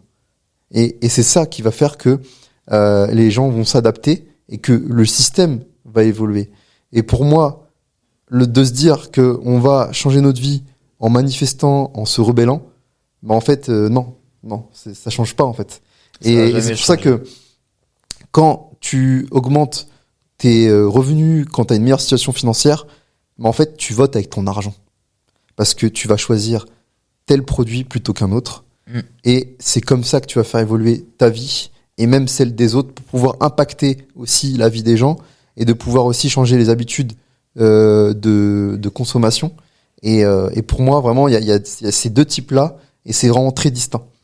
Et donc, c'est pour ça que c'est important de se dire, voilà, est-ce que je veux me laisser guider dans le choix qu'on m'impose ou est-ce que je veux prendre mes propres responsabilités, prendre mes propres choix pour m'amener à un but final. Et ça, c'est important de se dire que soit on subit sa vie, ou soit on agit pour vivre sa vie. Et en fait, la plupart des gens vont pas avoir cette conscience de se dire que je peux impacter moi aussi le monde, mais à ma manière, avec mes propres actions. On se dit que non... bah oui, peut-être que voilà, on va voter pour telle ou telle personne, ça va peut-être changer ma vie. Passer, ouais. Peut-être qu'on a une meilleure retraite, peut-être qu'on va avoir. Mais en fait, non, c'est pas comme ça. Faut comprendre en plus que le but d'un président ou d'un gouvernement, c'est que tout le monde vive en harmonie. Donc c'est pas plus privilégier une certaine classe pour totalement régler tous leurs soucis, parce qu'en vrai, si tu fais ça, bah tu dérègles également des systèmes, enfin des choses autre part. Donc ça sert à rien. Et en vrai, t'as raison. Enfin, faut pas attendre d'avoir ce qu'on veut par les autres, parce que en fait, t'attendras toute ta vie, ça va jamais arriver. Justement, c'est à toi de te donner les moyens de les avoir, donc de mettre des actions en place qui vont te permettre effectivement de les avoir. Donc, je sais que c'est plus compliqué à faire. En soi, voilà, c'est assez, enfin, ça demande du travail, ça demande de l'investissement. Mais en même temps, qui a dit que tout ça c'était si simple, hein. Si ça serait si simple, d'ailleurs, je pense que on en parlerait d'ailleurs même pas. Et pour le coup. Tout le monde serait sans doute riche et tout le monde aurait sans doute ce qu'il veut dans sa vie et le monde irait bien. C'est clair. Et voilà, mais pourtant ça se passe pas comme ça, donc. Ouais. Et tout à l'heure justement, tu parlais de relations, t'étais en couple. Du coup, j'imagine que c'était une personne qui comprenait pas ce que tu faisais et qui était pas spécialement, qui avait pas spécialement l'état d'esprit ou le mindset de pouvoir entreprendre. C'est ça, c'est. Bon, c'était pas trop en rapport avec ça, mais effectivement, il y avait pas cette pensée qui était identique, ça c'est sûr et certain. Et ça, généralement, ça peut être un petit peu compliqué à vivre parce que c'est une personne avec qui tu passes du temps quand même. Et tu penses que, par exemple, un entrepreneur à haut succès peut vivre sa vie avec une personne qui a pas forcément le mindset? Parce que moi, je vois beaucoup en fait, je connais pas mal d'entrepreneurs qui sont en couple ou mariés avec une personne qui n'est pas forcément dedans. Chose qui est, enfin, c'est pas forcément mauvais, mais qui va lui dire bah voilà, tu devrais peut-être moins entreprendre, moins investir, t'es trop à fond. Oui, alors je comprends pas pourquoi tu te mets en avant sur les réseaux, pourquoi non, c'est risqué, investis pas là, c'est risqué. Et en fait, je pense que ça met beaucoup de bâtons dans les roues, surtout avec la personne avec qui tu vis ta vie. Et du coup, je me demande si vraiment, pour atteindre de gros objectifs, il faut pas vraiment, à minima, être avec une personne qui comprend ce qu'on fait et qui nous soutient. Tu peux avoir des moments de doute, tu peux avoir des galères, etc. Et c'est important que ton ou ta partenaire te soutienne dans ces moments-là et qu'elle comprenne ce que tu fais et qu'elle te dise pas à chaque fois, oui, pourquoi t'as pris tel risque, pourquoi t'as investi là, pourquoi tu fais ça, pourquoi tu te mets en avant. Et je pense que c'est pas à négliger ça. Pour moi, en tant qu'entrepreneur, c'est pas à négliger ça. Ouais, je suis d'accord avec toi. C'est justement plutôt dans la compréhension. En fait, quand t'es entrepreneur ou quand t'es investisseur et que tu fais les choses différemment des autres, il faut pas spécialement que tu trouves une personne qui fait absolument la même chose que toi. C'est pas l'objectif. L'objectif, c'est plutôt d'avoir une personne qui comprend ce que tu fais. Donc, tu fais bien de rappeler cette notion de compréhension parce que c'est le plus important. C'est-à-dire une personne qui va te soutenir quand ça va hyper mal dans ce que tu peux faire, dans les galères que tu peux avoir, mais également même une personne qui va également t'encourager dans les réussites que tu peux avoir. Et ça, je trouve que c'est hyper important parce que Sinon, toi, en tant qu'entrepreneur, en tant qu'investisseur, tu vas pas avancer et forcément, t'iras pas là où tu veux aller. Et puis en soi, on le fait également, sans doute pour nous. Mais quand on a un partenaire ou quand on construit une famille, effectivement, on le fait plus que pour nous. Bien sûr. Voilà. Ouais. Donc c'est pas que dans notre intérêt, en fait, c'est dans l'intérêt également de notre entourage qui est assez proche de faire cette chose-là et d'améliorer justement cette vie et de permettre à sa famille de pouvoir faire des choses qu'ils veulent aussi eux de leur côté, tu vois. Ouais. Et c'est pour ça que pour moi un couple gagnant, c'est une team. C'est-à-dire que chacun a son rôle et en fait la personne qui va driver la famille ou alors exceller dans son business ou autre, en fait, elle doit être concentrée dessus et l'autre personne soit doit tout mettre en place pour que la personne qui ramène le cash fait en sorte d'être le mieux possible. Et en fait, c'est un gagnant-gagnant. En fait, c'est une team. C'est comme une association, c'est comme un business finalement. Et c'est vrai que pour moi, c'est important. Et même ça peut être deux entrepreneurs, ça peut être très bien. Oui, ça peut encore mieux matcher, quoi. En fait. Encore mieux. Toi, tu te verrais plus avec une personne qui est dans l'entrepreneuriat ou pas du tout? Écoute, moi justement, j'y réfléchis beaucoup de plus en plus. Ah ouais? Ouais, bah forcément, plus t'avances dans l'entrepreneuriat, plus t'avances dans ta vie d'entrepreneur et même d'investisseur avec plein de nouvelles connaissances sur la vie, etc. Ouais. Tu penses de plus en plus et tu sais en fin de compte réellement ce que tu veux. Ouais. Et moi de mon côté, ça me dérangerait pas d'être avec une personne qui n'est pas forcément entrepreneur. Ouais. Mais effectivement, il faut qu'il y ait cette notion de compréhension, c'est obligatoire. Parce que moi, je suis quelqu'un d'ambitieux, donc si tu me mets des bâtons dans les roues, ça va pas le faire. Et Et est-ce que tu te verrais avec une entrepreneuse qui gagne plus que toi, par exemple? Oh bah complètement. Ah ouais? Ouais, oui. Ça te gênerait pas? Parce qu'il y a beaucoup de mecs, ils auraient un complexe d'infériorité ou alors. Ouais, non, pas du tout. Ah, toi, ça te gênerait pas? Okay. Non, moi, si une fille, par exemple, gagne plus que moi, bah tant mieux pour elle. Ah, c'est cool. Mais non, ça me dérange pas du tout. J'ai pas cette notion de supériorité au niveau de ce que les gens peuvent gagner. Alors pas du tout. Non, pas du tout. Ouais, moi c'est pareil. Moi au contraire, c'est encore mieux. Parce que toi aujourd'hui, donc t'es d'ailleurs avec une personne qui est également investisseuse et entrepreneur, donc. Ouais. Bah justement, nous ça nous booste, tu vois. Enfin, on se booste mutuellement. Et si je la vois avancer encore plus vite, bah ça me booste encore plus. Moi pareil, si je booste, bah ça la booste aussi. Donc au final, il y a pas cet aspect de se dire bon, elle gagne plus, elle gagne moins, ou je gagne moins, ou je gagne plus. C'est vraiment on fait la même chose, mais on se booste mutuellement, tu vois. D'accord. Et même si elle gagne beaucoup plus que moi, tant mieux. Au contraire, tant mieux. Franchement. En vrai, c'est aussi sa vie, c'est aussi ses objectifs. Tant mieux si elle arrive à les atteindre, parce qu'en soi, ça va amener que du positif déjà dans sa vie et puis surtout autour d'elle. Exactement. C'est comme moi, j'ai dit, tu vois, j'avais du négatif de mon côté, ça m'a impacté effectivement dans ma vie à côté de mon travail, et puis ça a impacté également, j'ai pas à cacher, mon entourage. Forcément, quand t'es mauvais, tu transmets malheureusement c'est ce point négatif à ton entourage, et c'est jamais bon non plus, quoi. Ah non, c'est jamais bon. Mais c'est pour ça que c'est important de justement comprendre, trouver la bonne personne qui comprenne ce qu'on fait. Enfin, c'est hyper important. Et d'ailleurs, je voulais te poser une question. Bon, t'as forcément des amis que t'as depuis toujours. Et est-ce que ce changement de vie que t'as pu avoir de ton côté, ça t'a totalement éloigné de ces différentes personnes, ou est-ce que t'as quand même gardé des relations plutôt bonnes quand même avec des très bons amis que t'avais auparavant et qui sont encore aujourd'hui? Alors il y a 80% de mes anciens amis que je côtoie plus. Ouais. Mais ça s'est fait naturellement. J'ai pas décidé du jour au lendemain de ne plus les voir. C'est juste que naturellement, vu que je suis à fond dans la quête de mes objectifs et dans mon parcours d'investisseur et d'entrepreneur, naturellement on se voit moins, forcément. J'ai moins de temps, ou alors on prend moins de nouvelles parce que forcément on a moins de choses à se raconter, parce que moi je suis focus et c'est pas grave. Moi, j'avance et c'est pas pour autant que du jour au lendemain je leur dis c'est bon, je vous parle plus, on n'est plus dans le même délire. Non, ça s'est fait naturellement. On se voit moins. Et il y a quand même quelques amis de mon ancienne vie qui font toujours partie de mes amis, mais que je vois beaucoup moins. Oui. Mais quand je les vois, je suis très content de les voir. Et au final, la plupart des personnes que je vois plus, c'était souvent des personnes un peu négatives, ou alors un peu pessimiste sur la vie, ou alors qui t'élevait pas, ou alors peut-être qui peut paraître jaloux aussi. parce que la jalousie creuse aussi, hein, la jalousie creuse, complètement, favorise l'éloignement. Et donc c'est souvent voilà des personnes qui me tiraient vers le bas. Et donc ces personnes-là naturellement, on se voit plus.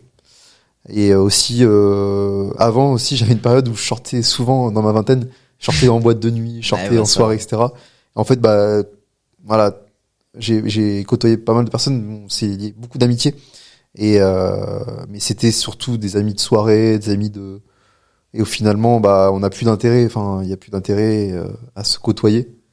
Ouais, et ça s'est fait naturellement, finalement. Ça se fait naturellement. Et là, les seuls amis que je côtoie de mon ancienne vie, ils comprennent ce que je fais. Au contraire, ils m'encouragent. Ouais. Ils me disent que c'est bien, qu'ils aimeraient bien faire pareil, que c'est top. Ils sont contents pour moi. C'est que de la bienveillance. Ils sont. Ouais, ils me motivent, ils m'encouragent, ils me félicitent et ça c'est très important. Donc finalement, ouais, c'est ce qui compte, quoi. Ouais, mais c'est marrant que tu dises ça parce que c'est exactement la même chose de mon côté, en fait. Ah bon?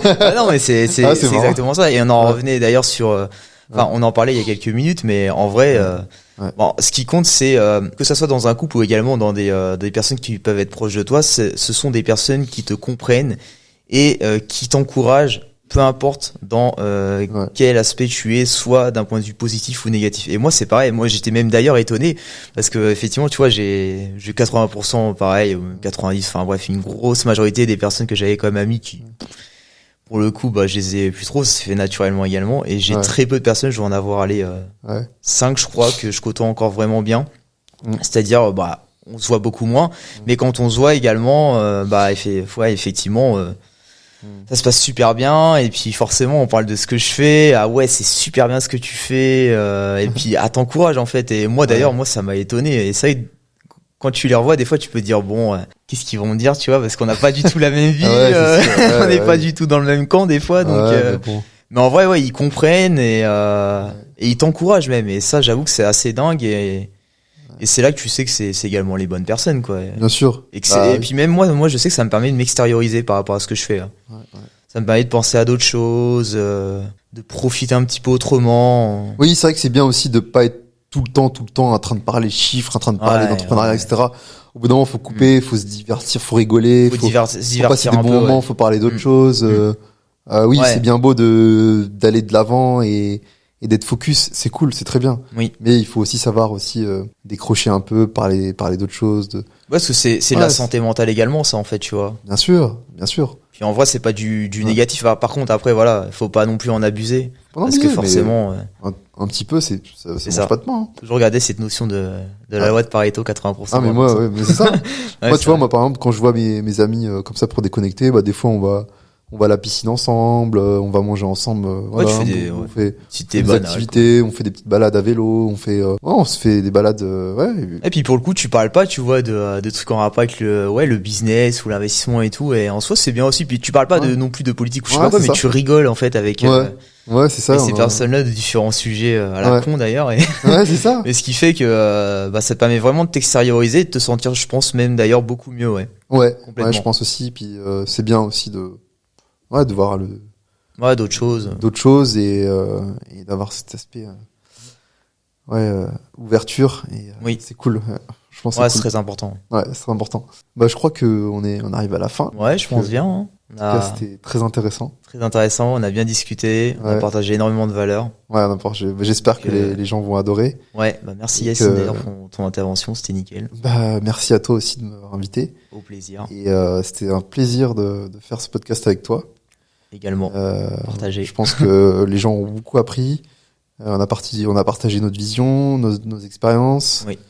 Et puis oui, je pense que J'espère qu'on a pu aider un maximum de gens. Voilà. Donc, je suis sûr, parce qu'effectivement, on s'est retrouvé dans cette situation-là à l'époque. Et maintenant, on est de l'autre côté. C'est ça. Et puis aussi, nos parcours sont assez similaires. On a pas mal de similitudes. Des choses en commun, Et comme quoi, il y a une bonne parcelle entre les cryptos et l'immobilier. Donc, exactement. Donc voilà. En tout cas, merci. Merci à toi. Merci.